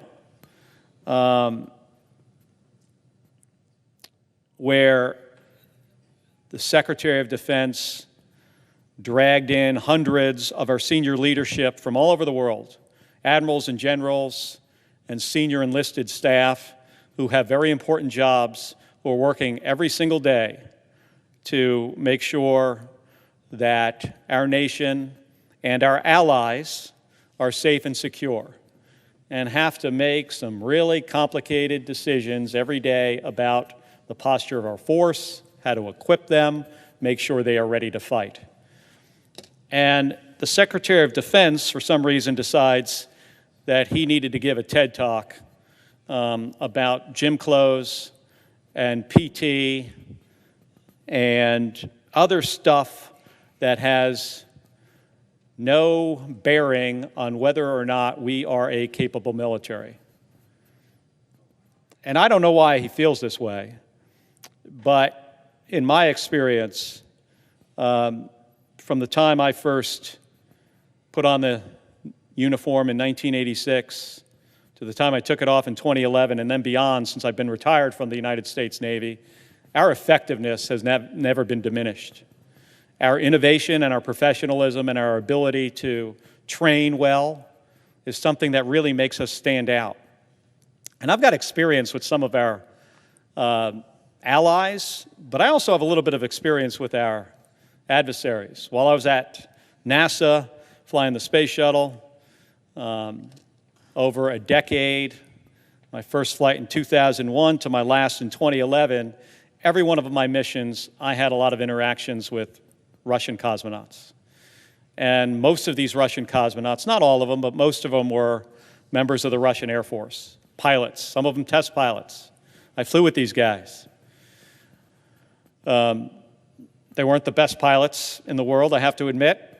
I was shocked the first time I flew with a guy who I will not share his last name. His first name was Vladimir. But I was really shocked that this guy who was a MiG-25 pilot could not fly formation in an airplane. Something so fundamental and basic to a military pilot, that they did not train enough to be capable enough to do something that was so fundamental to be an effective fighter pilot. And then after, that was early in my NASA career. Later, as I started flying in space with these guys, I realized that Russians, and the Russian military in particular, because that's where my experience was with these military guys, they were motivated by different things. It explains a lot of what I see out of Russia today. Now, as Americans, whether you're in the United States Navy, whether you're a naval aviator, in the Air Force, Army, Marine Corps, Space Force, even in U.S. industry and in organizations in the United States, and I don't think this is unique to us, but everybody doesn't share this value. Americans are usually and most motivated by mission success. We care about the mission first. We care about the mission before ourselves. We care about the mission more than anything. I think it's true for American companies, too, that they've got a set of goals and they have a plan and they're going to execute the plan. Not true of our Russian adversaries. Took me a while to learn this, but I found that they were motivated primarily by a couple things. One was the appearance that they were in charge. That mattered to them more than anything else. That I look like I'm in charge of whatever this operation is, not mission success. The second thing would be, who could I blame if things go wrong? Where to place the blame? And the third thing, which was really interesting, was what can I steal from my employer? That to me, was three principles I saw in my Russian cosmonaut colleagues. They talked about the stealing. I wasn't so sure they were actually stealing anything from the Russian Space Agency or not. But they talked about it as something that's fundamental to their system and their economy. And I bring this up because I often feel that we're unique as a service, as a fighting force in the world. Our allies, some of them are really, really good. But there is nothing that I have found in my experience in my career, I'm 61 years old, that is as professional as U.S. service members and as motivated by mission and doing the right thing and making moral and ethical choices. And that's all at risk. You know, in Senator Merkley's state in Portland, they're sending armed, uniformed soldiers to do what we traditionally feel is police work, intimidating the population, using tear gas against U.S. citizens for no reason. And by the way, National Guard and active duty service members, they're not trained for this mission. My 25 years in the Navy, I never once did anything that you would consider to be close to police work. And I would know I'm the son of two cops. So I would get a sense for what that was. Never happened.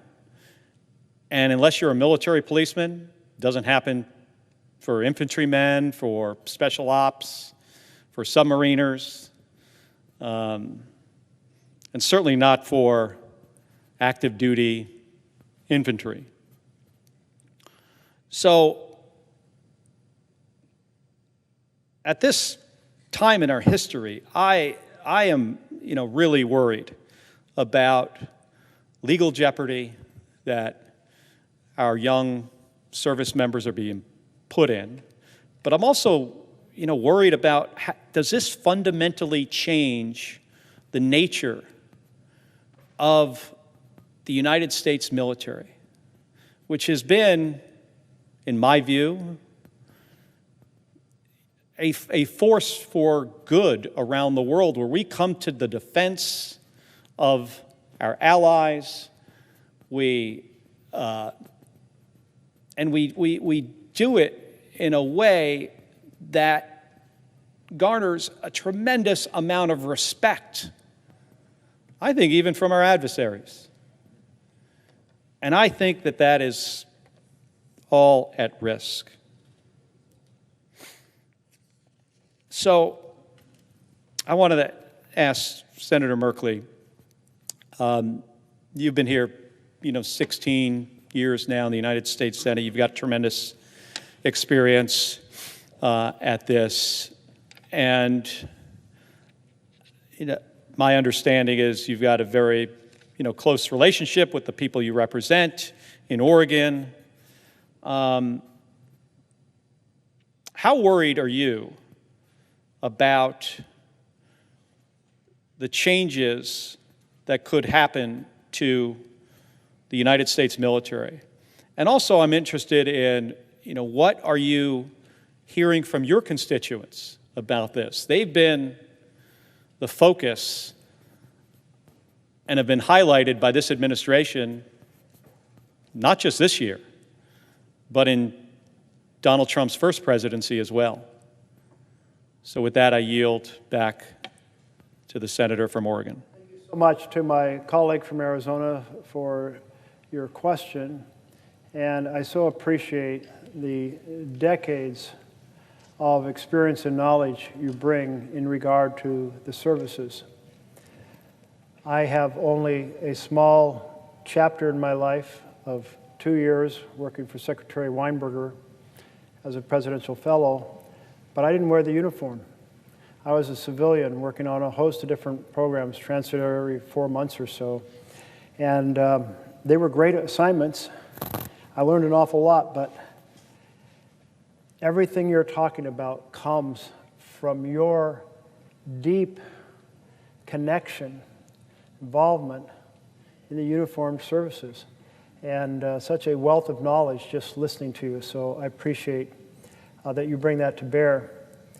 In terms of my concern about the military, is I felt from my much more limited world, mostly in the Pentagon, was that folks worked incredibly hard not to be partisan.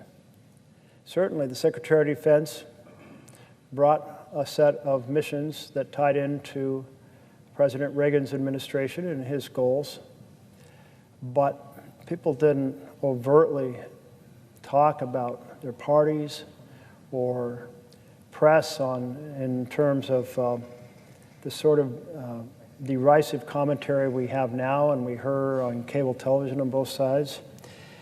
And when I think about these last few years, I'm concerned that the military has been substantially politicized. I may be wrong about that because I don't have that view from inside. But I think about how the president gave the speech to the 800 generals. And he basically said, if you don't like what I'm saying, you can leave the room. If you leave, I'll strip you of your rank and your career will end. And to me, that was, I want you to be loyal to me, not the Constitution. I want you to be loyal to me, the President of the United States, which is, I felt very inappropriate and out of sync with the military that I saw, ready to work in partnership with administrations of either side. But I don't know if we see, for example, the speeches at the military academy. I recall some story about folks cheering and clapping for what was a partisan set of political points being made. I don't know. I'm going to leave it to your analysis because you have a much better sense of that. But when it comes to the effort to create a pathway to use the military against civilians inside the United States of America, that is of grave concern to my constituents. And they look at the current dynamic now in which President Trump said, Portland, it's a war zone, it's war ravaged, it's a complete chaos. And while he was saying that, there might have been 2 or 3 protesters outside of the ICE building conducting themselves peacefully. There had been weeks with no arrest. And it's like, whoa, that's a real invention. And when our governor talked to President Trump, she pointed out that, and I gather he was like, well, I've seen the tapes. Well, I don't know what tapes he was watching, maybe 2020 tapes when we did have actual conflict in the city. But here you have Portlanders who have been so restrained, even when they have suffered being hit by pepper balls, being tear gassed. They've not engaged in the scuffles with police, and they've been protesting with joy and whimsy. I mean, it is a strange feeling to see people bringing their pets down and having keep your paws off Portland signs, or folks handing out pastries in pajamas, or otherwise proceeding to celebrate their joy as a way of saying to President Trump, there's no right here. Don't use anything that you have said as a foundation for deploying troops to our city. And in fact, the district judge simply said that the president's description of the city is untethered to the facts. So there's huge concern that the president is striving to get the courts to have decisions that will open the doors and say there'll be deference to the president so he can deploy under Title 10, the National Guard, the federalized National Guard, against peaceful protesters. Or that the president will proceed to use the Insurrection Act, which does inherently give more support, deference to the president. So a lot of concern to my colleague from Arizona about what's going to unfold. Meanwhile, I am delighted to see my colleague from New Mexico on the floor, and I would welcome a question if you have one. Senator, yield for a question? Yes, I will yield for a question. Well, first I want to begin by thanking our friend. And I say our friend because it's more than my friend, Senator Merkley. Friends from across our nation's capital and across America. Some that are here listening to you themselves, others that I'm sure that are tuning in, and whether it's on social media or it's on C-SPAN or one of the news outlets that's carrying the conversation that you're having on behalf of the American people, I want to say thank you. Thank you for your courage, for your conviction, and your tireless leadership in speaking up today on behalf of all that's going on across America, around the world, but especially impacting your constituents. And if I'm not mistaken, Senator Merkley, it's been nearly 20 hours that you've been on the floor now speaking to the American people. Now, I, like you, I'm proud to be a United States Senator. I know you the way you speak about Oregon, I'm always battling with you, whether it's New Mexico or it's Oregon. Who's more beautiful? I still believe it's New Mexico, but that's not my question today, Senator Merkley. I'm so proud to represent the people from New Mexico, and every day I'm reminded that the work that we do here, it doesn't just impact our homes. The work that we do here touches every corner of the United States of America. Now, for the last 3 weeks of this Republican shutdown, and the reason I say that is the American people know that the House of Representatives is a majority of Republicans. The Speaker of the House is a Republican. The majority in the United States Senate is controlled by Republicans. The majority leader's a Republican. And the President of the United States a Republican.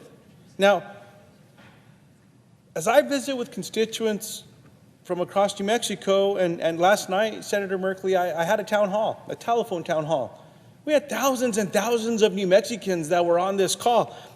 They all told me that they were worried about what will happen if their health insurance premiums double, even triple. Every news article I read this morning and those that I saw on television or on social media today had similar stories from constituents about concerns about maybe losing their health care. Now, Senator, you know as well as so many people across New Mexico and a few across America that 3 years ago, I survived a stroke. When someone has a heart attack or a stroke or some other chronic episode like that, you learn that time is not on your side. You're not thinking about how expensive those hospital bills may be. All you're hoping is that you can get to see a medical professional that might be able to save your life. And by the grace of God, by the love of my family, Senator Merkley, I'm here. I'm alive today and I healed. It's quite miraculous. But a big part of that was because I was fortunate to have health insurance. I was fortunate to get to a facility quick enough. On the way there, a local paramedic and an EMT from Santa Fe County Fire Department, they helped to prepare me before I got to the emergency room. They helped save my life. Well, right now across the country, it's not just the concern of health insurance premiums doubling or tripling where millions of people could lose coverage. Under this thing called the Big Beautiful Bill, my Republican colleagues here said, well, we're going to have the largest cut in Medicaid funding since the program's been created. In addition to that, how about my Republican colleagues saying, well, let's also go after food programs, and the largest cut to food programs across America were included in that bill. The reason I bring up Medicaid is in New Mexico, we had a Republican governor that actually embraced Medicaid expansion. And so New Mexico became one of the states that had the most uninsured people per capita to one of the most insured because of that expansion. People were able to get care and help. Well, those rural health clinics that also provide care to so many of our Medicaid beneficiaries in New Mexico, all of a sudden when federal Medicaid dollars go away, they might close. So I'm going to go back to my stroke. Time is not on our side.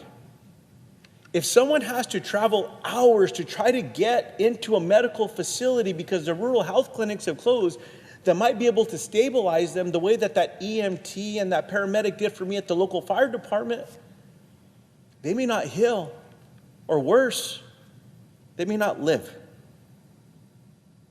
Now I'm going to get back to one of the conversations we're having right now. How can we work as Democrats and Republicans, work with the president to ensure that health insurance premiums will not double or triple for the American people? One of my constituents told me, Senator Merkley, that it's almost like they're reaching into our pockets and just stealing money. And what I mean by that is, in New Mexico, if these tax credits go away, it's going to cost people about $7,000 a year. $7,000 to hardworking middle-class families. That's taking from their pockets. In addition to that, when they go to the grocery store, well, let me even back up a little there. Remember this president said when he was running as a candidate that on day one he would lower prices for the American people, just like that. Well, at the grocery store, things are getting more expensive. Everything seems to be getting more expensive. Well, that's taking money out of the pockets of the American people. Our constituents, hardworking families, just trying to get by, trying to leave a better life for their kids than they had for their own if they're blessed to have children. Many are worried about how they'll even put food on the table now that those supplemental nutrition assistance programs are delayed, or even this program called WIC. You know, there's acronyms all over our nation's capital. WIC, which is a program for women, infants, and children. How are we going to make decisions across the country to make sure that we're going to provide food to the most vulnerable in the richest nation in the world. Everyone seems to be worried about that except for President Donald Trump. The reason I say that, Senator, is this week, all President Donald Trump seemed to care about was breaking ground on this $250 million ballroom. And some constituents have reached out to my office and, well, what does that mean? And I've told them, well, the president allowed a bulldozer to go and knock down part of the White House so he could build a $250 room to throw some parties in. That's essentially what's happening. I mean, heck, in New Mexico, Senator, if someone's going to do some remodeling to their home, they have to go pull local permits and get permission and follow the rules and all the rest. Not this guy. At a time when people are about to have their health insurance premiums doubled or tripled, food programs are getting taken away, this president says his priority is build a $250 million party room. That's a lot of money. That's more money than most people will see in their lives. I mean, heck, $1 million is one of those numbers. In addition to that, President Trump decided to throw a picnic yesterday for some of my Senate Republican colleagues that wanted to be there. And I was told that he gave away thousands of dollars of his own personal Trump swag. What's that? Hats, signed bags, pens, I don't know what else was in there. Watches, maybe a pair of his shoes. Now, instead of working to end this shutdown that they started, they decided to have a picnic. And it's my understanding that President Trump may be even leaving the country this weekend, leaving for a week, as opposed to bringing people together. I'm reminded, Senator Merkley, that President Trump said not too long ago in an interview, if there's a shutdown, it's up to the president to bring people together to prevent the shutdown. I think in that same interview, the president said something along the lines of, if there's a shutdown, it's a bad mark on the president. Sounds to me like the president should be bringing people together. Now, one of my constituents last night from Albuquerque, New Mexico, shared with me that she'd been furloughed, a federal employee. She told me she didn't know how she was going to pay this month's bills without a paycheck. She felt that President Trump was doing nothing to end the shutdown, and she didn't know how she could continue handling all the stress of not being paid, because that's something else that we're not talking about here. All the stress, mental health challenges that families are going through. One of my constituents in Las Vegas, New Mexico, has 4 children, a mortgage to pay, and his family lives paycheck to paycheck. He said with all the stress and hurt that is being caused by the Republican shutdown, he doesn't know if people will be able to afford their health care if it's taken away. This week, people across America are watching Donald Trump tear down the east side of the White House, making room for that $250 million ballroom. And then there's a story that I just saw coming in, Senator Merkley, that said President Trump, it looks like he's trying to shake down the Department of Justice to get $230 million for himself. And here's the kicker. The person that would actually have to sign off on giving President Trump $230 million in taxpayer money from the Department of Justice is a guy named Todd Blanche. Anyone that knows who this person is knows that Todd Blanche was President Trump's personal defense attorney. He didn't do so well because he got convicted, but he's the guy that would have to sign off. So I'll sum it up this way, Senator Merkley, and I have a question for you, sir. My colleague from Hawaii said it perfectly yesterday. Here's the quote. There is enough money to bail out Argentina with $40 billion. By the way, for people that don't know what that means, to all the ranchers, cattle ranchers in America, President Donald Trump said he's going to go bail out Argentina by $40 billion of their beef. And what is that going to do to American cattle producers? So anyhow, back to the quote. There's enough money to bail out Argentina with $40 billion. There's enough money to buy Kristi Noem, who's the Secretary of Homeland Security, a $173 million personal jet just to fly a little more comfortably. There's enough money to renovate that ballroom, $250 million, but there isn't enough money for you, the American people. It seems to me the priorities are clear. So will the senator yield for a question? Yes, I'm yielding for your question. Senator Merkley, how are Americans supposed to trust an administration that seems so focused on giving things to themselves when Americans are worried they won't be able to afford basic necessities like food and health insurance? I yield to the senator. Yeah, thank you so much for your question. And you've laid out so many points here about kind of the mismanagement of America's funds. And we could add a few more to them. The craziness of spending more money than it costs to buy a presidential jet to rehab a jet that was given to the president so that he could actually send it on to his personal library after he leaves office. But it is profoundly disturbing, and I appreciate the way you framed it. There's enough money for luxury glitz, for a mega ballroom. I can't even imagine how anything could cost that much to build. I mean, it's going to have an 1/8 inch of gold on every surface or something. I don't know. But that doesn't serve the American people. That doesn't make one single person in America have better health care or better education or a decent home in a decent community or a better job. Doesn't give equality of opportunity. Doesn't tackle any of our environmental issues. It is simply a gross display by a president who has constructed his entire administration on the basis of a theory to govern, which is families lose and billionaires win. Families lose their health care, so there can be massive tax breaks for billionaires.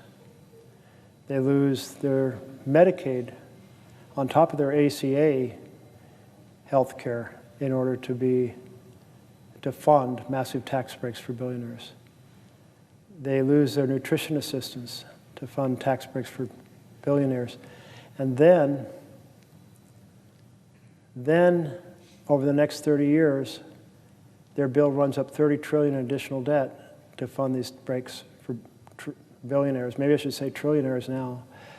And you think about how that debt, that additional $30 trillion in debt, how much that will compromise the ability to have future programs of health care and housing and education. I mean, the folks in my state are looking at the same thing as the folks of your state. We had last Wednesday the information come out a week ago so people could look on the exchange and see what their policies were going to cost. And we don't have a new comprehensive analysis. The pre-analysis, the projection, was that the average cost would go up not 5% or 10% or 15%, but about 68%. And that's because the premium goes up, the tax credits come down, and you're massively more expensive. Now, maybe a lot more because the average across the country is that premiums payments will go up 114%, more than double. But how do you explain to anyone that you slashed their health care affordability to fund a giveaway of $20 to $40 billion to Argentina, or to fund that new ballroom? I mean, that's insane. I mean, that is, well, just like the rich rubbing our nose in it for ordinary Americans, that you won't be able to afford health care, but wow, we got that new jet, the jet you talked about for Nome. I hadn't heard about that one. We got the new ballroom. We got the tax breaks for the richest people. This government buying for the billionaires, and it ties in to the authoritarian perspective. Because if you're a regular leader of a democracy, you feel you're accountable to the people, and you would never, ever pursue a bill that defunds health care for ordinary families to put more dollars in the pocket of the already richest Americans. But if you're an authoritarian, and the entire time I've been on the floor has been to ring the alarm bells. Ring the alarm bells. Authoritarianism is here now. And I'm told that each time I say this, lots of bells are posted online. So just for my team's fun, ring the alarm bells. I want that to be heard all across America, that we are way off track. This is the wrong way to go. In a democracy, you want to have the foundations for families to thrive because you're accountable to the people, and the people run the operation. But in an authoritarian government, boy, that's not the case at all. Instead, it's like the leaders feel like the people are accountable to them. So if they have to do without, well, too bad. As the phrase goes, let them eat cake. If they don't have bread, oh, let them eat cake. And so there we are. And our responsibility is to say to the American people, the way to stop this authoritarian takeover is to have a very significant, robust demonstrations across America like we had on Saturday. That the citizens have to make a big deal. Protest outside our offices. Write to us. Phone us. Give us a hard time. Tell us we should be doing more. It's that feedback that really caused me to say I need to try to do more to ring the alarm bells about where we're headed, and thus to be up here all night and now through the morning and into the afternoon. I'm getting a little unsteady on my feet, but if we collectively, through this dialogue, are bringing attention to people and saying, yes, 7 million people were out there in the streets. Next time we need 10 million. Or do your local demonstration with those who went, hear about what they did, and spread the word that this is not normal. This destruction of our rights, this weaponization of the judiciary to go after political enemies, the effort to open the doors so that the president can deploy with court's approval the military into our cities when there is no rebellion, no insurrection, and no invasion.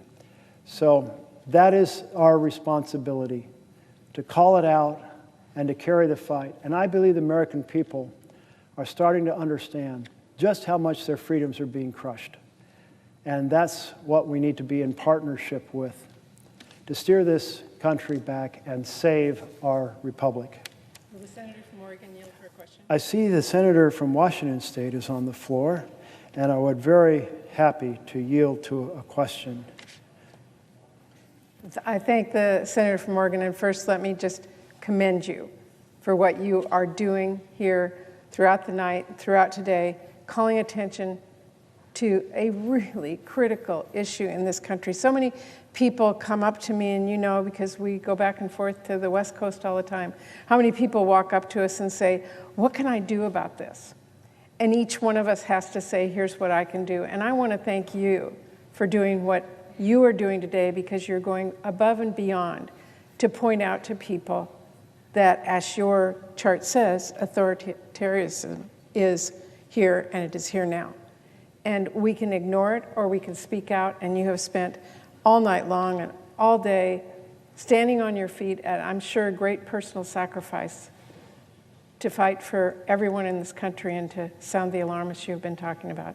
And so I just personally want to thank you, and I want to reiterate something that you have said for all of these hours, and actually many times to me over the past few months, that the fact that Trump is using his place in government to control every aspect of our life, whether it's what our schools are teaching or not teaching.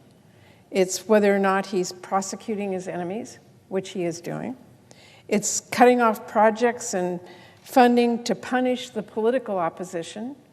And as you and I both know, we represent, quote, blue states, but we have a lot of red counties and cities and neighborhoods, and even within all of our blue districts. And you can't just randomly say I'm hurting blue without hurting red, because these are all Americans. But he is using his power to do that. We are seeing him, as you know well, in your home state, deploying troops to intimidate Democrats. And I listened to you late last night talk about what is happening in Portland, and the misuse of this kind of power should be frightening to every single American. And we need to stand up and we need to call it out, which is what you are doing today. And even dictating what late night TV host is doing is part of this whole picture that you've been describing. But I came to the floor today as your partner on the Appropriations Committee. We serve on that together. And we all know in this body how important that committee is, because we decide where the funding is going to go in the country. Now, I've been out on this floor, I've been at home, I've been everywhere talking about the power of the purse, which sounds kind of like this quaint little phrase. But it is really important. For anybody who has a family, you know that the person who writes the checks in the checkbook decides where the money is going to go. Well, that power of that checkbook, that power of the purse, as it is called, lands in this side of the aisle, on this side of the White House and Congress. We have the power of the purse. Why is that? Because we represent our constituents from across the country. I'm from Washington State, you from Oregon, people from Illinois and Alabama and Florida all come here to be a voice for their constituents on where their taxpayers are going to go. And within this country, the power of the purse means we have the ability to decide where the money is going to go, because we represent our constituents. That's what they call on us to do. And I am seeing Trump do an all-out assault on Congress's power of the purse. So I wanted to come here today and ask you your thoughts on how this president is undermining the power of the purse and how it plays into your ringing the bells about authoritarianism. Ringing the alarm bells for the authoritarian takeover. And the power of the purse is one of those fundamental ways that, in fact, the president is concentrating his power. The difference between a democracy, in a democracy, the legislature says, here are the programs, here's how we want to run them, and here's how we're going to fund them. And it brings together the collective wisdom of a large group that comes from every portion of the nation, like we do here, our 100 senators from 50 states.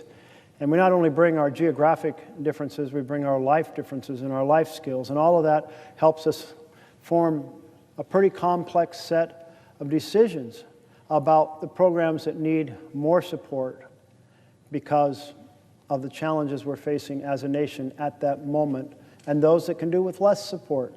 And that's our responsibility, but all those voices together are just so central to that. In an authoritarian nation, all of that responsibility, design the program, fund the program, choose whether the program will live or die, it's all transferred to the executive. So if we're thinking authoritarians over here, power of the purse with the executive, democracy over here, power of the purse with the legislature.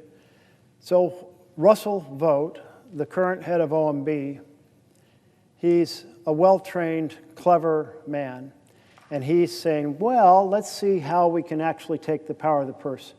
You passed a bill for fiscal year 25, and now we're not longer in fiscal, but let's say we were. Well, maybe I can just slow walk the funds for the programs I don't want to fund. That way the decision is transferred to the executive. Maybe I can freeze them. Maybe I can impound them, basically permanently take them off the table. See if I can get away with that. Maybe I can send over a request to have Congress formally undo the programs that they have funded. And they did send one of those over, and it was voted, and it needed a majority vote in both chambers. But the problem with that is you have a bipartisan vision to serve the entire, these desks to me are now representing the geography of the United States, to serve the entire breadth and depth of our nation with all of our differences. And then on a partisan basis, meaning half the room, they decide what programs to cut. And that means a deal was done in the beginning between Democrats and Republicans, and then it was undone And the programs that were cut were the programs, by and large, that Democrats had advocated for. How do you do the next deal in that situation? And then we have Mr. Vogt saying, what I'll do is pretend I'm going to spend it, but then in the last 45 days, I'll send a notification that I'd like Congress to do it, but there is a waiting period, so therefore I know what I have done is set it up so that before those 45 days are out, the end of the fiscal year comes, and that bucket that goes to that program goes poof into thin air. And that's the fancy term he's used for the pocket rescission.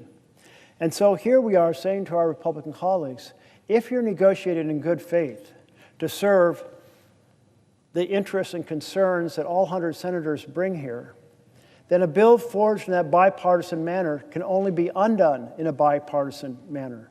And we do rescissions in a bipartisan manner. We do undo funding. We take 1 year, 2 year, 3 year funding that turned out not to be needed or better spent elsewhere, and we pull it back and we put it into a different program.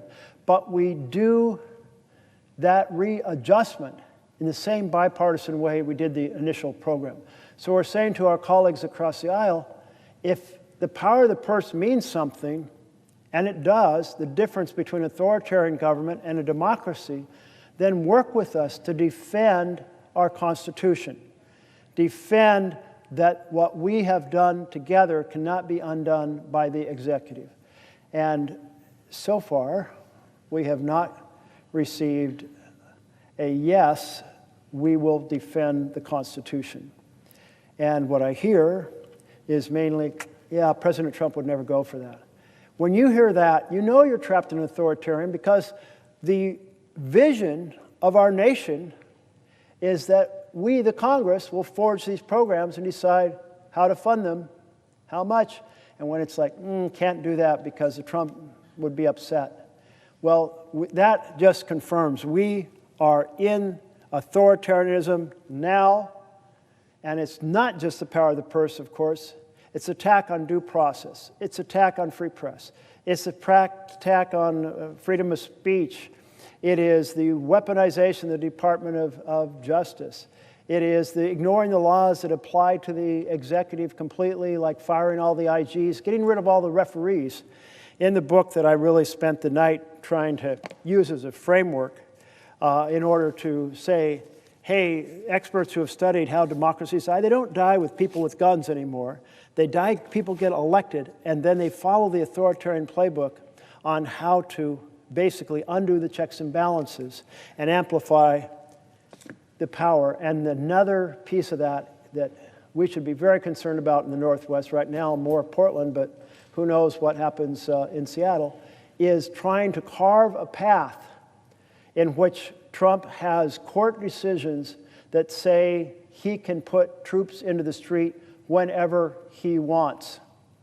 And that is a massively dangerous amplification of authoritarian power.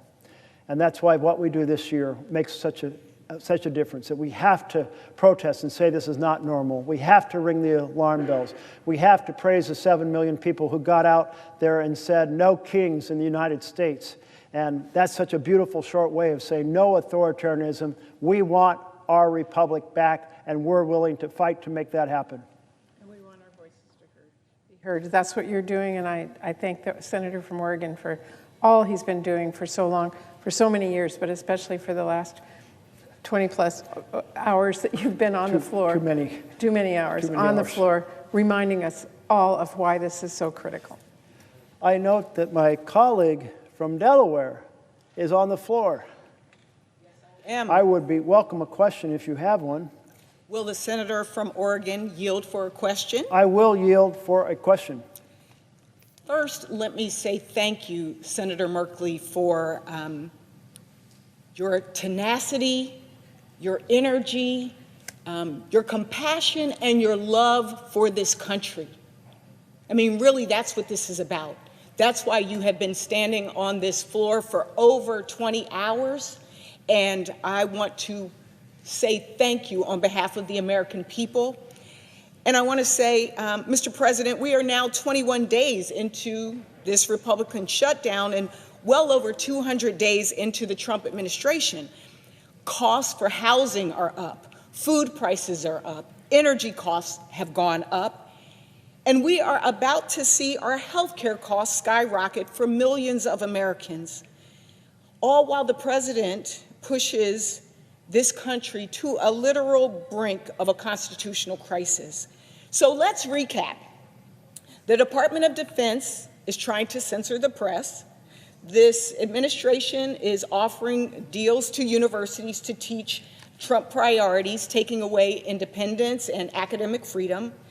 They tried to push dissenters off airwaves, but this is America.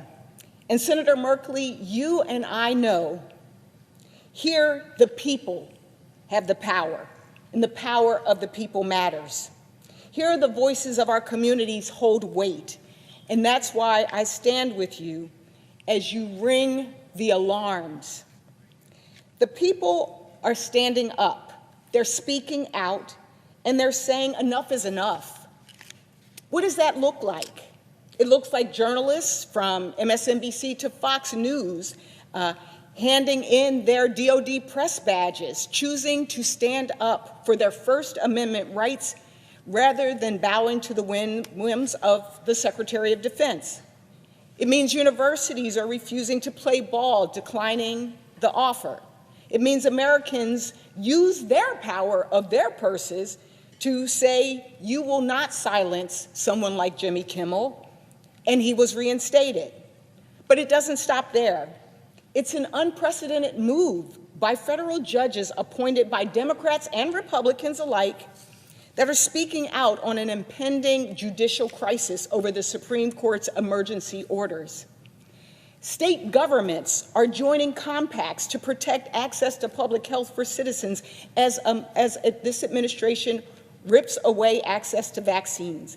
Airports across America are refusing to play this administration's propaganda videos, and perhaps most importantly, millions of Americans from across our country have made their voices known and heard.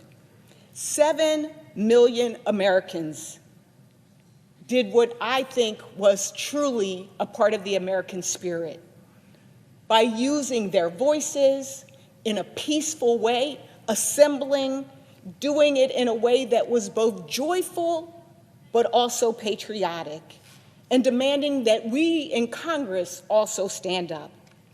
So we are standing up for our communities, and thank you again, Senator Merkley, for doing so. And we are fighting for families across America who are about to see their health care coverage go up or maybe even be eliminated.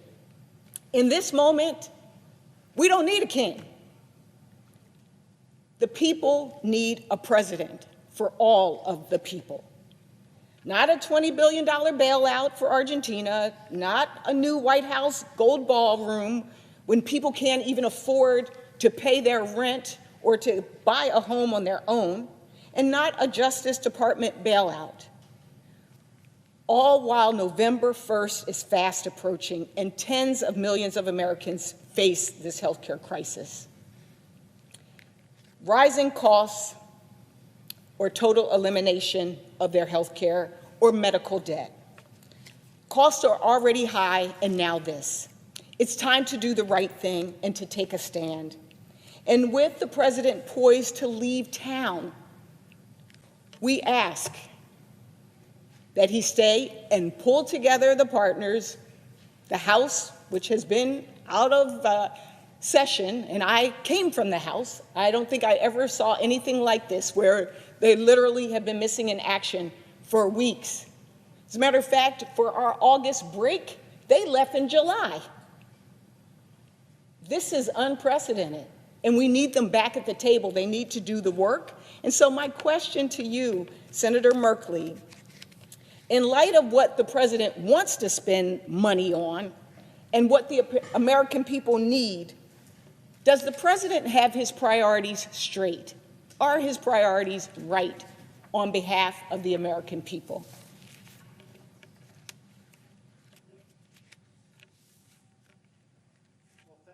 So much to my colleague from Delaware. And the question rather answers itself after listening to all the points you were making, which are right on.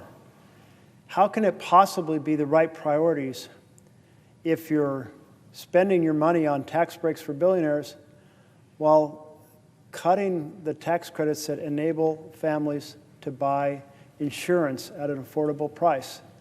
How can it possibly be the right thing to do that you're cutting child nutrition while you're spending a huge amount on a ballroom, undoubtedly Trumpian gold-style ballroom? How much was it, 200 million or 300 million? Some crazy, crazy sum. I can't even imagine how you could spend that much on a room. And you mentioned this $20 billion bailout, 20 billion with a B, bailout for Argentina. Now, that one came out of nowhere. I don't remember a bill on the floor here saying that we're passing a spending bill that has in it 20, and the president said it may be as much as $40 billion bailout. Is there some authority I don't know about? Maybe. I don't know. The books are complicated. But I doubt it, because what this president is doing as an authoritarian, it's just saying, I'm going to do what the hell I want. I'm in charge. The bank account of America is mine. Hell, I'm going to, build a glitzy ballroom, and I'm going to try to refurbish a jet for an Air Force One that will only be workable for a few months, if that, before I send it off to my presidential library. Huge waste of our money. And this bailout, though, for Argentina, earlier talking to colleagues from Washington State who said, a lot of soybeans are shipped through Washington State, but they're normally bought by China. Well, China isn't buying a single bean this year because of the tension and the argument between our two nations over tariffs.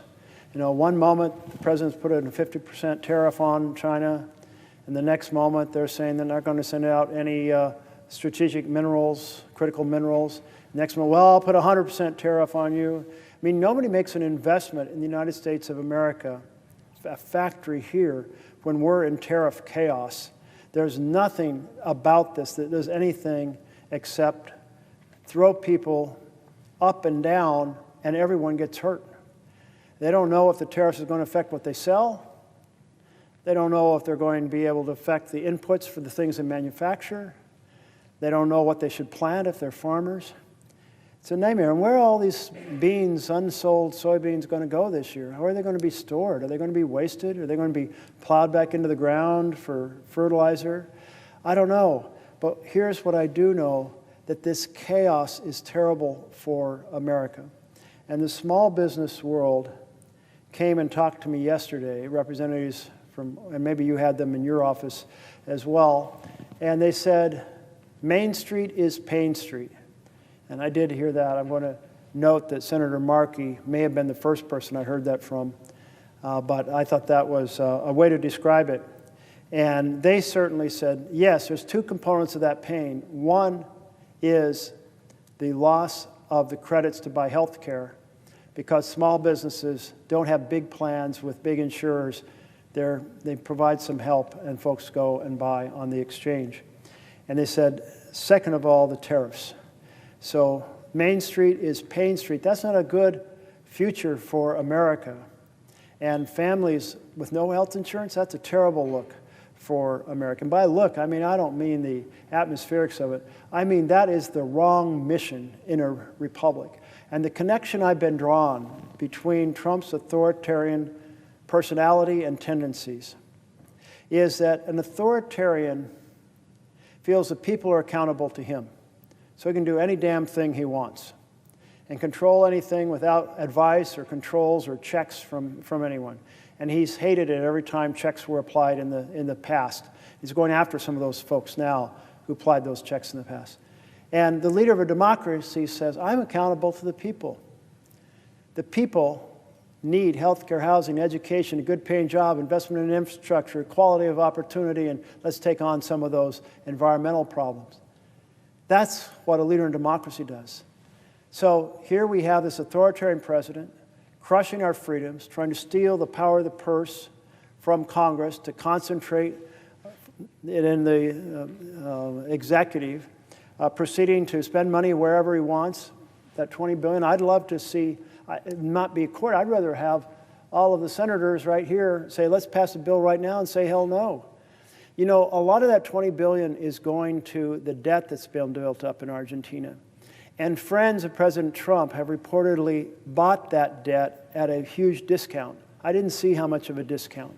But what that means, if you buy $1 of debt, and you buy, say, let's make it math easy, 25 cents, then you get a 400% return if the money goes to Argentina and they pay off the debt at face value. That's not about making America first. That's about making Scott Bessent and his friends, at least I've seen Scott Bessent's name in some of these articles, and his friends who are connected to buying up Argentina debt. I'm not sure if Scott himself bought it or not. But the point is, make some billionaires richer. It's another make a few friends of the president and friends of his cabinet members richer. Well, that $20 billion, or possibly $40 billion, the president said. Think about that, $20 billion, that's $50 for every single American tossed in a pot to hand out to a strong man in Argentina. $40 billion, $100 a person handed out to a strong man. Every one of us, take $100 out of our pocket. Senator, yield for one more question. I will yield for another question. Thank you. Thank you. As you talked about the small businesses, Senator, I was reminded that as we look at who is actually purchasing this health care in the marketplace, a lot of people don't even know they're on ACA and receiving the tax credit, that half of them are small businesses. I come from Delaware. We are urban, suburban, rural, and coastal. And so we also know that a quarter of farmers and ranchers are getting their health care this way. And then we think about the fact that you know, this issue is disproportionately affecting red states, not just blue states. All Americans are going to be hurt. This is why your ringing the alarm is so important. And I would ask a very simple question.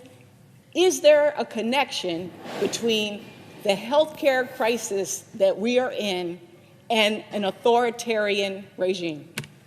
Oh, there is absolutely such a powerful connection, because the authoritarian doesn't care about the fundamental programs for the people, because they don't feel they're accountable to the people.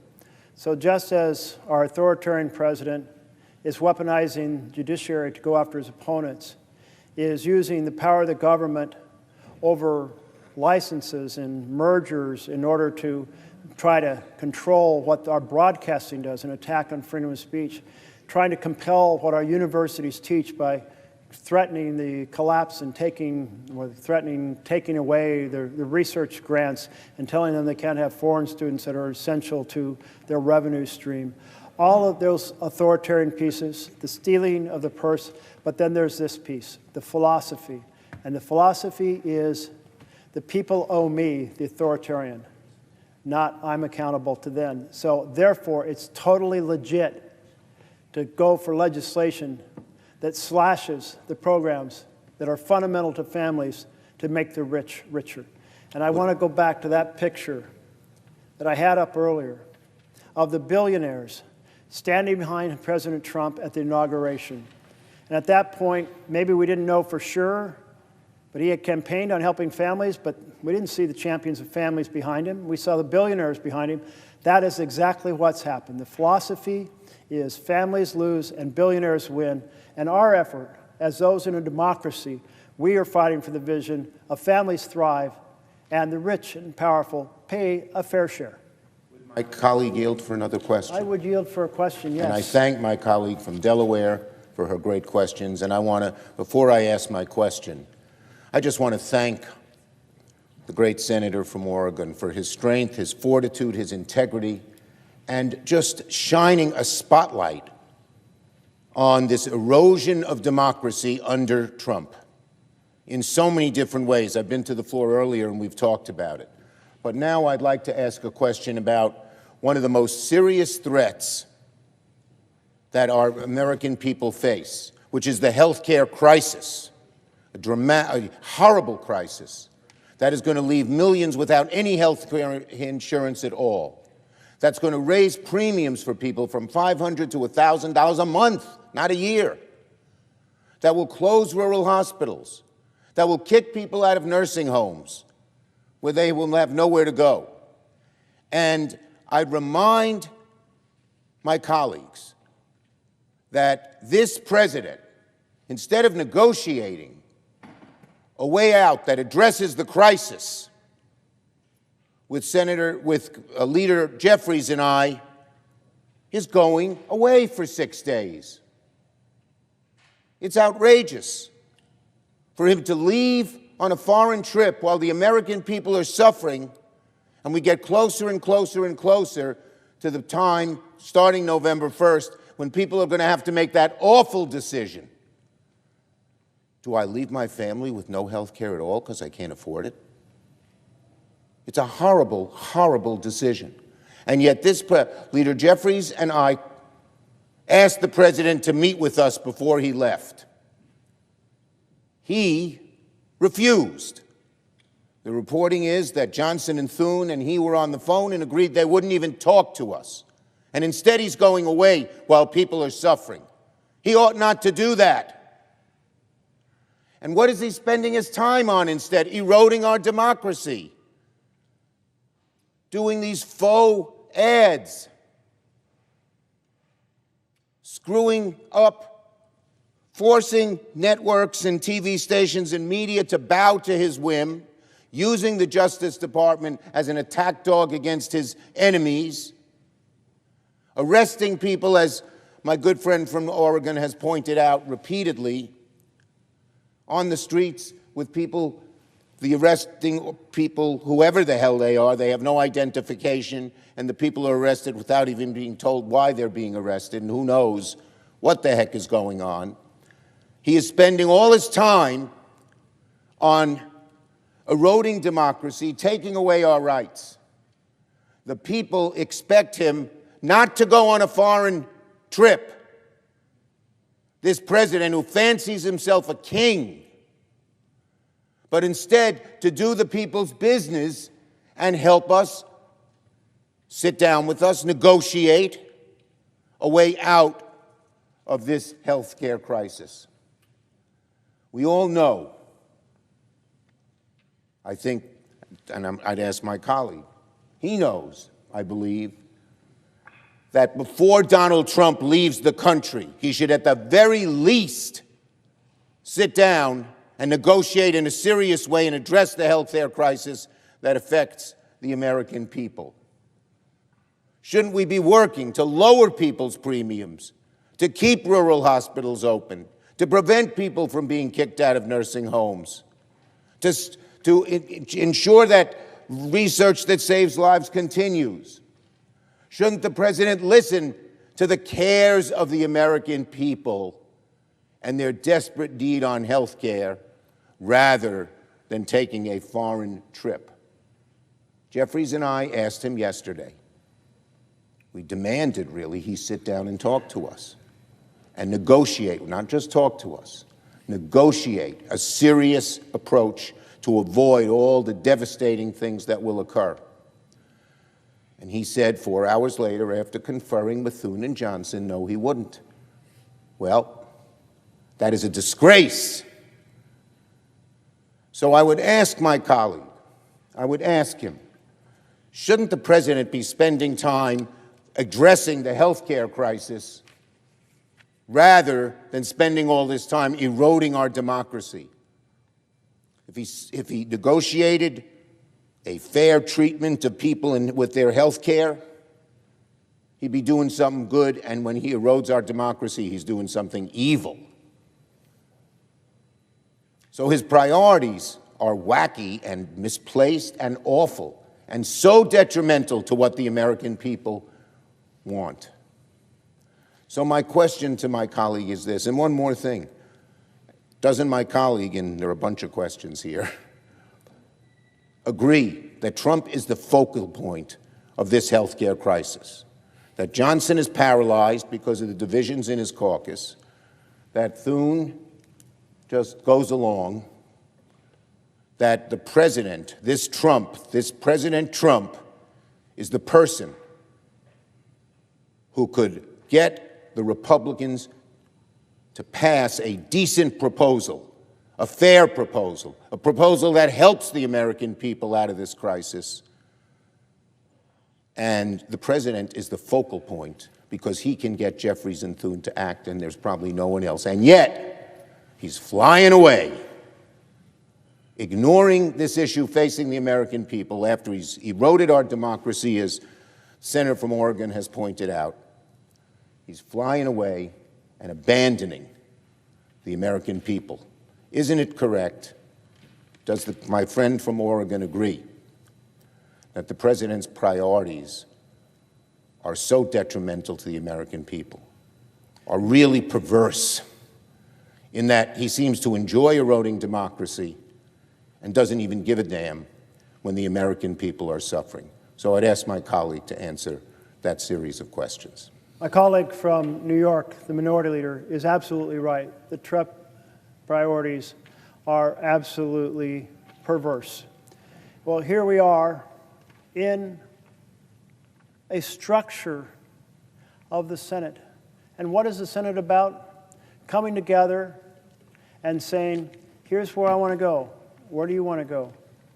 How can we make those two things work together to make America better?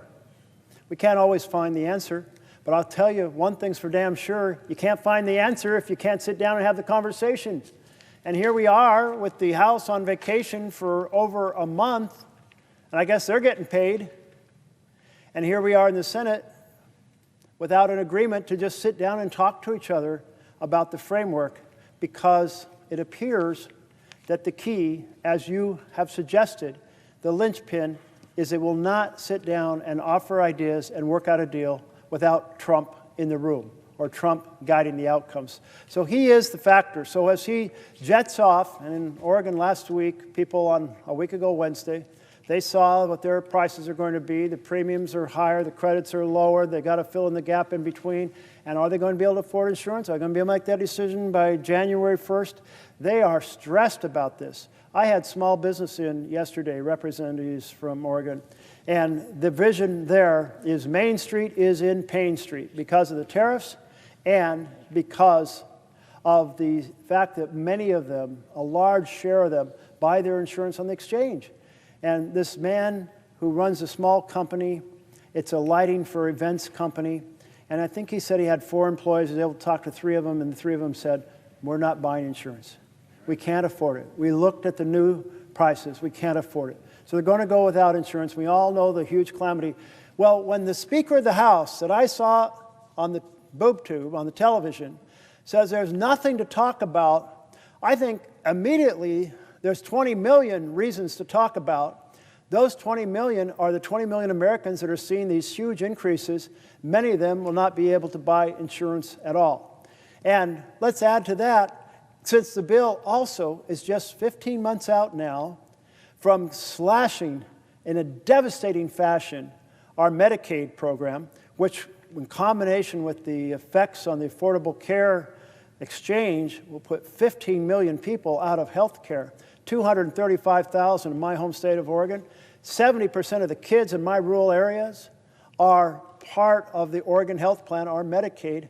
I can just not even conceive of the carnage that will be done to the quality of life without health care available to so many people. Isn't that a hell of a number of reasons to sit down and brainstorm together? You can't get to a common purpose if you can't even talk to each other. You're here, your office is open, you're available to talk, you're inviting them to talk, they're saying no. That is a travesty in our republic. So to just renew my question succinctly, does my friend in Oregon believe, as I believe, that before the president jets away on this foreign trip, shouldn't he sit down with Leader Jeffries and I, as we wanted him very much to do, demanded he do, and negotiate a solution that addresses this horrible crisis, which my colleague from Oregon has addressed in so many ways,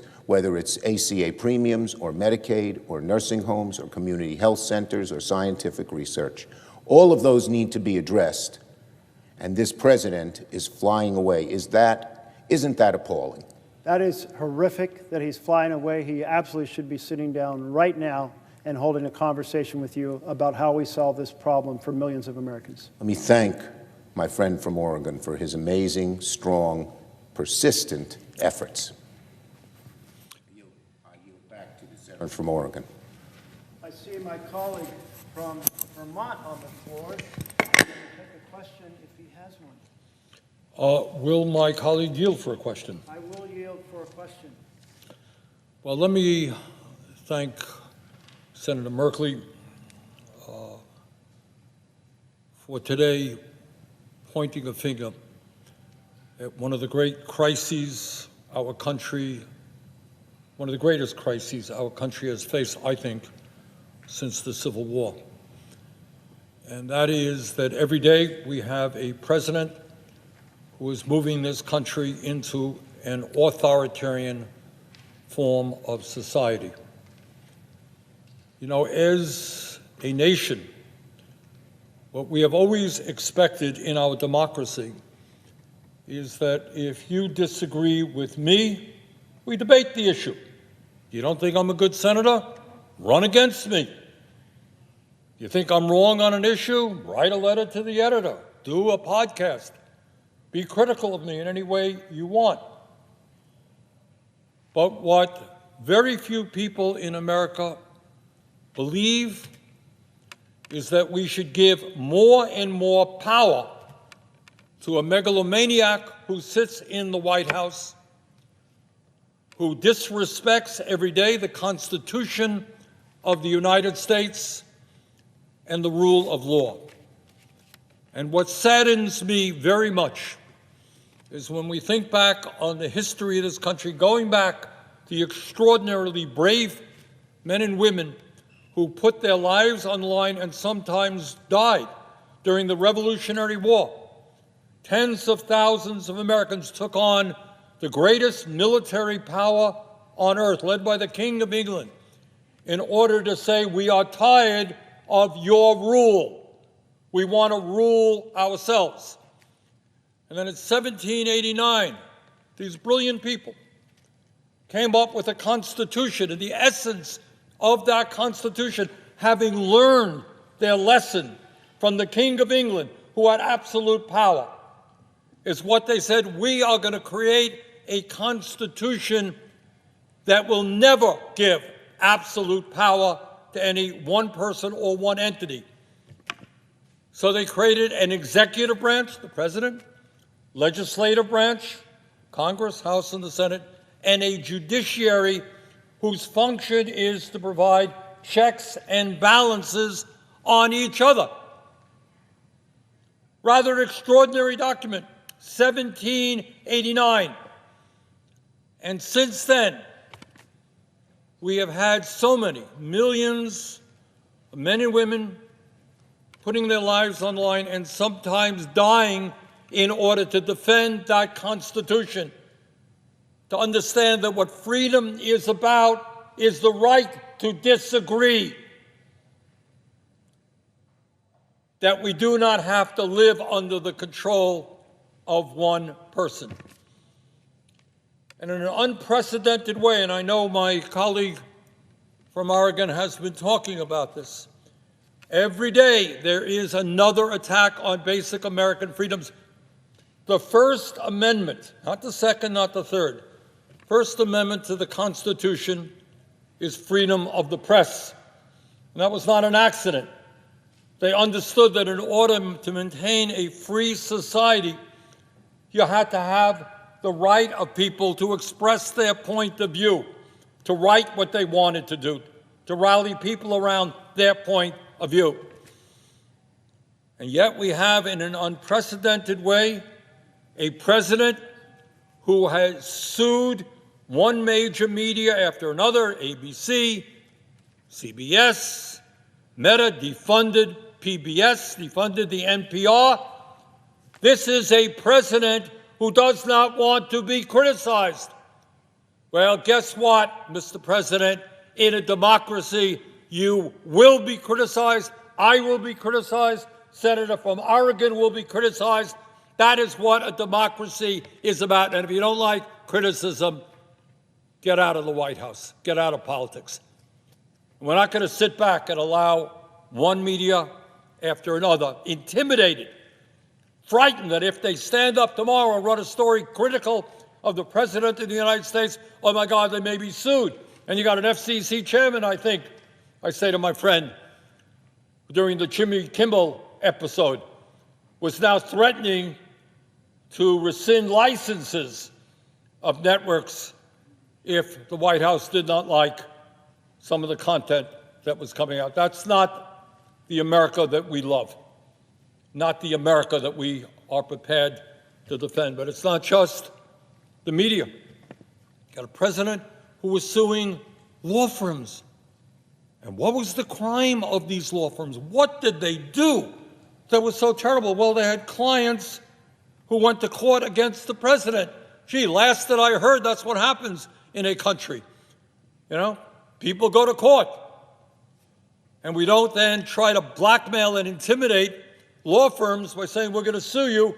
You better not have clients who are going to attack me. We have a president now who's going to war against universities, trying to break freedom of speech, freedom of dissent on college campuses. You stand up, you protest, hey, we're going to take away money from you. We don't like the content of your courses. We don't like your teachers, your faculty, the president of the university. Your views on Gaza? Sorry, you're not going to get federal funding. We have a president who's usurping the powers of the United States Congress. Every fourth grader understands Congress has the power of the purse. President, if he likes it, signs the bill. But when you sign that appropriations bill, that money goes out. You don't have the right to say, oh, California, New York, Vermont, you voted against me. You ain't going to get the money that was appropriated.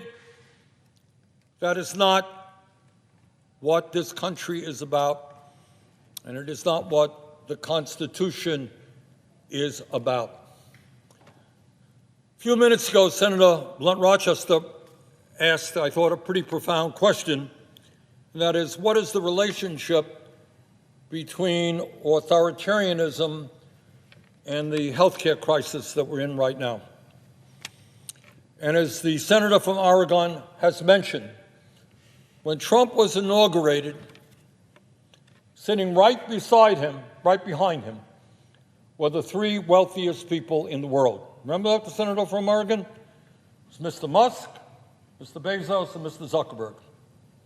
And right behind them was some 14 or 15 other billionaires. Oh, there's, all right, thank you, Senator. All right, there's Mr. Zuckerberg, Mr. Bezos, Mr. Musk, and a couple of other billionaires there as well. And I was thinking, I was at the inauguration, kind of up front, and as I listened and I saw what was going on, heard Trump's speech, I was thinking about Abraham Lincoln in Gettysburg and one of the pivotal battles of the Civil War to end the abomination of slavery. And Lincoln gets up a few days, I think, after that terrible war, blood still on the ground. And he says to the American people, a few days after that battle, he said, these brave soldiers, in so many words, did not die in vain. Because they died in order to maintain a government of the people, by the people, and for the people, not as Trump would have us, a government of the billionaire class, by the billionaire class, and for the billionaire class. And when Senator Blunt Rochester asked the question, what is the connection between authoritarianism and health care? Well, I'll tell you what the connection is. Right now, under the Trump administration, the billionaire class has never, ever had it so good. These guys, sitting right behind Trump in his organization, are now combined hundreds of billions of dollars richer. They donated to Trump's campaign. They've given him gifts since. They are doing phenomenally well while at the same time 60% of our people, working class people or income people, are struggling to put food on the table, pay for childcare, send their kids to college, pay for the basic necessities of life, pay for housing, etc. Billionaire class under Trump never, ever had it so good. And then we got a working class in America struggling to survive. And in particular, let us never forget, and I know the senator from Oregon has mentioned it many times, that the reason that Trump and his Republican friends made $1 trillion in cuts to Medicaid, to throw 15 million people off the health care they currently have, and studies, by the way, suggest that when you throw 15 million low-income and working-class people off of their health care, some 50,000 people a year will die unnecessarily. So why did Trump and his friends do that? Well, the answer is obvious. In that same terrible bill, they gave $1 trillion in tax breaks to the 1%, to the people sitting right behind the president when he was inaugurated. Does anybody in America really believe that it makes sense to give $1 trillion in tax breaks to the richest people in America and at the same time throw 15 million working class people off of their health care? And then, as the senator from Oregon indicated, right now in Vermont and all over this country, people are receiving notices from their insurance companies. In my state, a few days ago, southern part of the state, it wasn't a doubling of their premiums, it was a quadrupling of their premiums.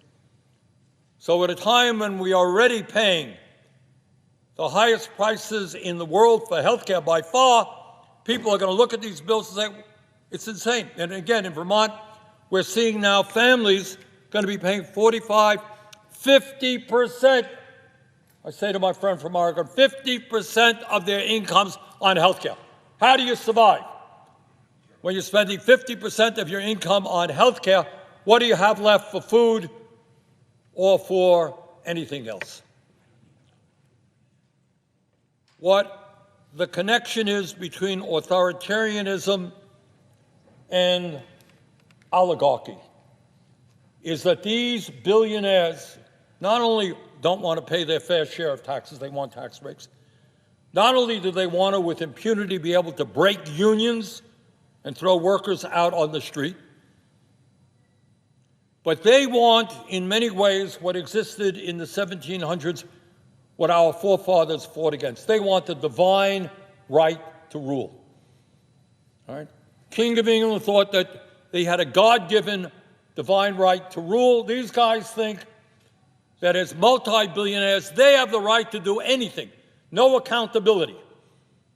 They're bringing forth hundreds of billions of dollars right now investing in AI and robotics, which will, if we don't deal with it, have a devastating impact on the working class of this country. Yeah, you're going to have more factories in America, but you know what? Ain't going to be human beings working in those factories. Elon Musk, I don't agree with Musk on anything. But just the other day, I think Musk made it clear. He said, hey, AI and robotics is going to do away with jobs. Not going to be any jobs. You don't need any jobs in America. Well, that's great if you're worth a couple $100 billion, but you don't have a job and you're a working class person. How do you feed your family? How do you afford health care? Think anybody in the White House is staying up nights worrying about you when you lose your job? I don't think so. So we are in an unprecedented and difficult moment in American history. And I want to thank the 7 million people just this Saturday all over this country who came out and said loudly and clearly, no more kings. And we're going to keep that movement going. And I don't care if you are a conservative, a progressive, a socialist, a Democrat, whatever you may be. We understand that what makes our country great is, in fact, freedom, the right to dissent, the right to argue. And I don't care what your politics are, that's what we've got to maintain. And I want to conclude simply by saying, expressing very great deal of disappointment at my Republican colleagues, with few exceptions. The vast majority of Republicans in the Senate and the House are not authoritarians. They believe in the Constitution. They believe in the rule of law.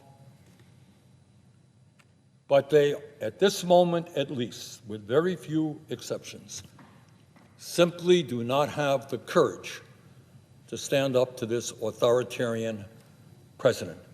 How many times has the senator from Oregon and me heard that our Republican friends believe in small government, in federalism, in the right of the local government? They don't want that big, bad federal government overruling the needs of cities and towns and states. And now you got a president of the United States sending federal troops into Portland, Oregon, and Chicago, Illinois, usurping the rights of Congress, threatening to impeach judges who rule against them. So this is a very difficult, unprecedented moment in our history, but I have every confidence that when the American people stand together and they do not let Trump and his friends divide us up by the color of our skin or where we were born or our sexual orientation, when we stand together, defend the Constitution, defend American democracy, we will prevail, and we will defeat authoritarianism, and we will defeat oligarchy.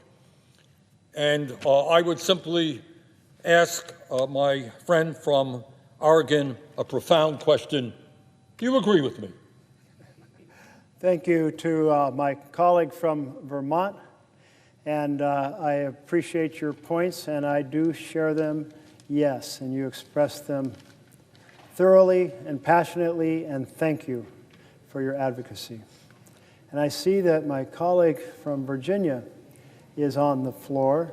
Would my colleague from Virginia consider asking a question? Mr. President, will the senator from Oregon yield for a question? I will yield for a question, yes. And Mr. President, I'm actually going to ask two questions. I'm going to tell a story about something that's happened recently in Virginia and ask my colleague from Oregon what he thinks about it. And then I'm going to hand my colleague from Oregon a picture and ask my colleague what he thinks about that. To begin with the story, and the story deals with a topic that may not seem that sexy or something, but that I think is pretty important: U.S. attorneys and the rule of law. Virginia has two United States attorneys, Western District of Virginia and the Eastern District of Virginia. And those two U.S. attorneys who were put in office by President Trump have both recently been forced out of office because they wouldn't engage in political persecution of Donald Trump's enemies. Let me describe the situation to my colleague from Oregon. When the Trump administration began, the two U.S. attorneys who had been recommended by President Biden and voted on, confirmed by the Senate, both stepped down, as is the norm. The Trump administration then elevated in the Eastern District of Virginia an individual by the name of Eric Siebert. First, the Department of Justice appointed him for 120 days, and then that was followed by an appointment by the judges of the court. But his initial appointment into the role was by the Trump administration.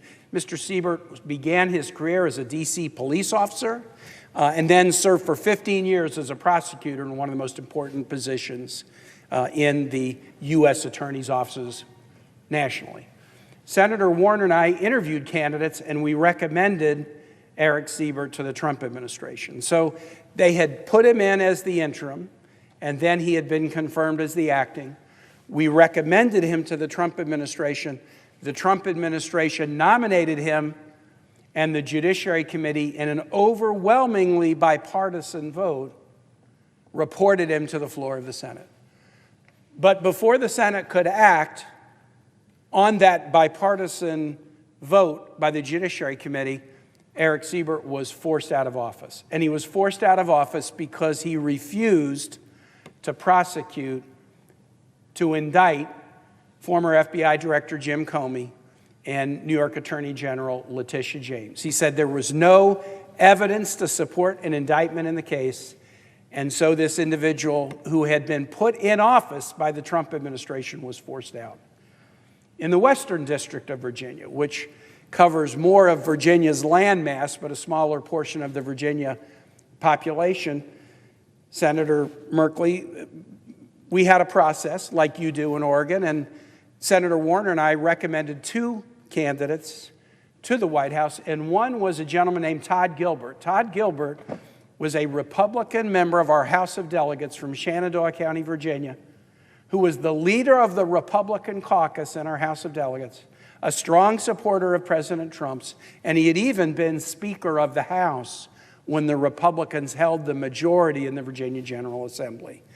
A very solid individual, very much with Republican bona fides in supporting President Trump. But he applied to be the U.S. attorney. He had been a local prosecutor, but also a local defense attorney. President Trump installed him as the interim and nominated him for the position. Before the Senate Judiciary Committee could take him up, the Trump Department of Justice pressured Todd Gilbert to fire the chief deputy who had been the deputy in that office leading criminal prosecutions during multiple presidential terms. Todd Gilbert refused to do it, and Todd Gilbert was forced to resign as a result. Subsequent reporting by the New York Times laid out the facts that we believe to be true, that the Trump administration wanted to push out the assistant because the assistant was unwilling to issue indictments that were political in nature against Trump's political enemies, and for that reason, they pressured Todd Gilbert to fire his assistant. Todd Gilbert, who had given up his position in the Virginia General Assembly to take this position, within a month, walked out of the U.S. Attorney's Office rather than succumb to a politically motivated firing of a longtime dedicated prosecutor. In 2 instances, the chief federal law enforcement officials in Virginia, installed in their positions by the Trump administration, were forced to leave because they wouldn't agree to bend the knee and genuflect to a politically motivated persecution campaign. And so my question to my colleague is, you're talking about creeping authoritarianism. What does it say when the executive makes moves on law enforcement officials, Republican law enforcement officials, because they won't bend the knee and politically persecute people against whom there is no actionable claim? I thank so much my colleague from Virginia for laying out this story, which has been quite presented because of its extraordinary nature. To have U.S. attorneys basically fired on short order because they stood up for the principle of the rule of law, rather than agreeing to be part of a political persecution or prosecution team. And I must say they're candidates to go up on my wall of heroes. And I so respect. Now here, as you said with Todd, he wasn't coming from the blue side of the aisle. And he wasn't just a newbie to the House. He was the leader of the House Republicans, which meant when they were in charge, he was the Speaker. Now, as a Speaker as well, I always have a little affection for the speakers, but I know how difficult it can be to run a chamber. And so you have to be deeply, deeply connected to your colleagues in your caucus as you manage that process. So this individual, just by that resume, clearly was coming with a set of values deeply rooted in the Republican Party. But the value he didn't have was to screw over innocent people. And thank goodness we still have people willing to stand up for justice. Not, if you will, injustice. Because that's what we're seeing. And we see it in the form of the enemies list that the president is going after. But we also see it, and more hidden normally, the firing of individuals, the tossing of individuals who aren't willing to take a loyalty test. Their loyalty is to the Constitution, not to the president. So I think it says a tremendous amount about how far we are into the authoritarian state. This is kind of standard operating procedure for an authoritarian. You mentioned kind of creeping authoritarianism. I would say we're on full stream authoritarianism because so much is happening in terms of the firing of employees who are failing the loyalty test, the decimating of programs at the whim of the president rather than by laws being passed here, the ignoring of laws that apply to the executive, like the fact that you can't fire inspector generals unless they for cause in 30 days, the attack on due process and free speech and free press, the weaponization in general of the Justice Department, of which this is kind of a facet of it, and then the effort to get court decisions that enable the president to deploy the military in the streets when there is no insurrection, no rebellion, and no invasion. And this last piece, I think, is extraordinarily dangerous. Not yet an issue that has come to your home in Virginia, but it's come to Southern California and to D.C. and to Portland, Oregon, and to Chicago, Illinois, and there will be others, because the whole intent is to have the court decisions resolved that provide the precedent for deploying troops when and how the president wants, according to his definition of what a rebellion is or an insurrection is, as opposed to the reality. So there are no checks then on that use of military. So these are all so many things happening all at once. Remember, we are simply 9 months into this administration. Wow. I mean, it's breathtaking. The team had to have a careful plan, ready to roll with things that were going to be done every day. And that is why they had Project 2025. That is why they have Russ Vogt at the head of OMB, being the engineer of that Trumpian train. We're in big trouble, so we're ringing the alarm bells. You're ringing the alarm bells. The people, they're 7 million strong on the weekend, we're ringing the alarm bells. And the biggest demonstration in U.S. history on a single day. But that is so important right now if we're going to save our republic. And thank you for being a core part of the rescue team. Let me I yield for a possible additional question. Mr. President, might the senator from Oregon yield for another question? Yes, I will. For a question. Thank you. And I'll tell a quick story, and then I'm going to hand you this picture now, because my question is going to be for you to describe it. But I'll tell a quick story on the authoritarianism front. And this is a very Virginia story. And then I'm going to ask my colleague to describe the picture that I've just handed him. So Virginia is an unusual state. 50 states have mottos. All states have mottos. Almost all states have mottos that are positive. Excelsior, onward, to the stars through adversity. My favorite, because it's so random, positive motto is Michigan. It says, it's Latin, but the translation is, if you seek a pleasant peninsula, look about you. How random. I wasn't looking for a peninsula, but I would rather it be pleasant than unpleasant. Virginia's is the only motto that's not positive. The Virginia motto was designed by the framers of the Virginia Constitution, who were meeting in Williamsburg when the framers of the American Constitution were meeting in, the Declaration of Independence was being drafted and voted on in Philadelphia. The Declaration voted on in Philadelphia July 4, 1776. July 5, 1776, in Williamsburg, the Virginia B team that weren't in Philadelphia, they did 4 really cool things. They passed the first Virginia Constitution. They enacted the first Virginia Bill of Rights, which became a model for the National Bill of Rights.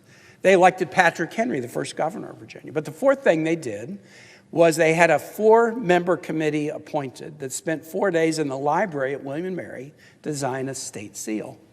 And the state seal, which I'm wearing, I wear this all the time, is an unusual one. It is a woman Amazon representing virtue standing atop a deposed monarch whose crown has fallen off. And the state motto, the only one that isn't a positive, the Virginia motto, is a warning. It's a rebuke.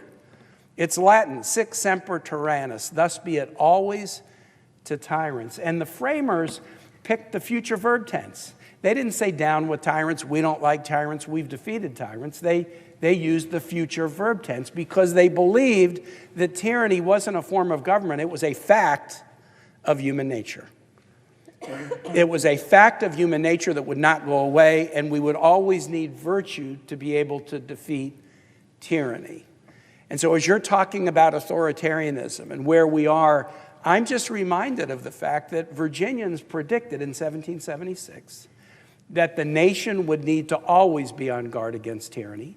And in the formation of the Constitution, and my colleague has done a great job of looking at provisions of the Constitution, we invested a lot of power in the hands of an executive, but then we put checks, Congress, the courts, a free press. You shouldn't go to war without a vote of Congress.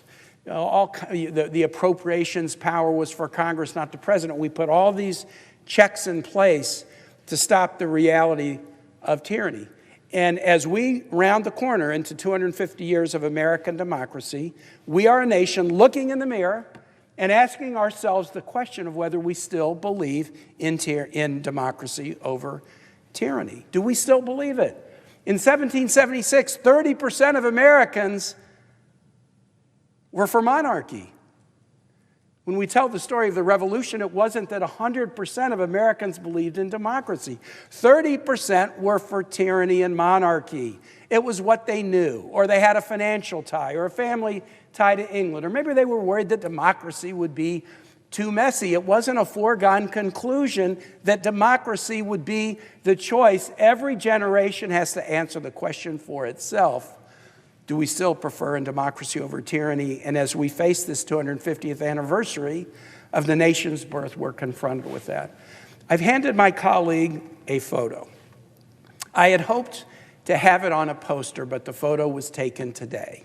And I didn't have time to turn it into a poster. But I want to ask my colleague from Oregon to describe what it is you see in that photograph. Well, thank you for the question. I thought when you were going to hand me this, I was going to have a Rorschach test or something of that nature. But I knew within seconds what this was. As soon as I realized it was machinery and not parts of a bridge.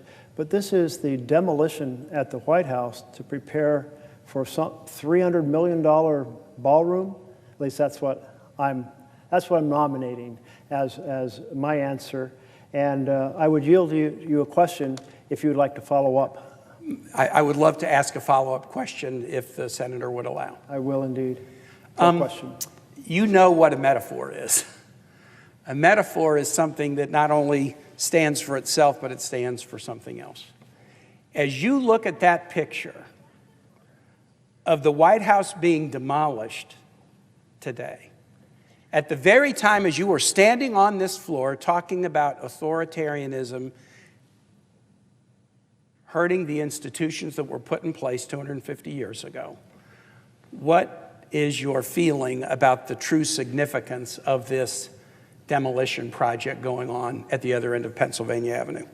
You're asking such a cerebral and philosophical question here as I'm in the 20-whatever hour days. But here we have evidence of the president tearing down a symbol of our republic and building a symbol that is really a symbol about authoritarian power, about a government that serves the rich. Just the fact that we're spending money on a $300 million ballroom, which I can't even imagine how it could cost that much, when at the same time the president will not come as requested by the minority leader in the House and the minority leader in the Senate and sit down and work on, and I'm sure they're willing to go to him, and sit down and work on the fact that we are facing 20 million people who are going to have their health care costs doubled. But instead of addressing that, the president's tearing down part of the symbol of our republic, a president, and building a symbol of a king. With that, Mr. President, I yield, and I thank my colleague from Oregon for this important conversation and for your stamina and patriotism. My stamina is getting a little shaky. Oh, and I see my colleague from California standing behind me, so I will get out of the way. And I would ask if you would care to ask a question. Yes, would the senator yield for a question? I will yield for a question. Thank you. I thank the gentleman for yielding and for your extraordinary speech and all that you have elucidated today, and for your powerful advocacy on behalf of our democracy. I think there are any number of signs of when a democracy is in trouble, when a country is descending into a kind of dictatorship. And books have been written about this subject. No one account, I think, can comprise all of the elements of the deterioration of a democracy, but there are certain telltale signs that I think we are seeing all too clearly. And my question goes to some of the things that we are witnessing that I think are hallmarks of the decline of a democracy, and that ought to be sounding a three-alarm fire for the American people. And let me begin with a few of them. First is the misuse of the military at home and abroad.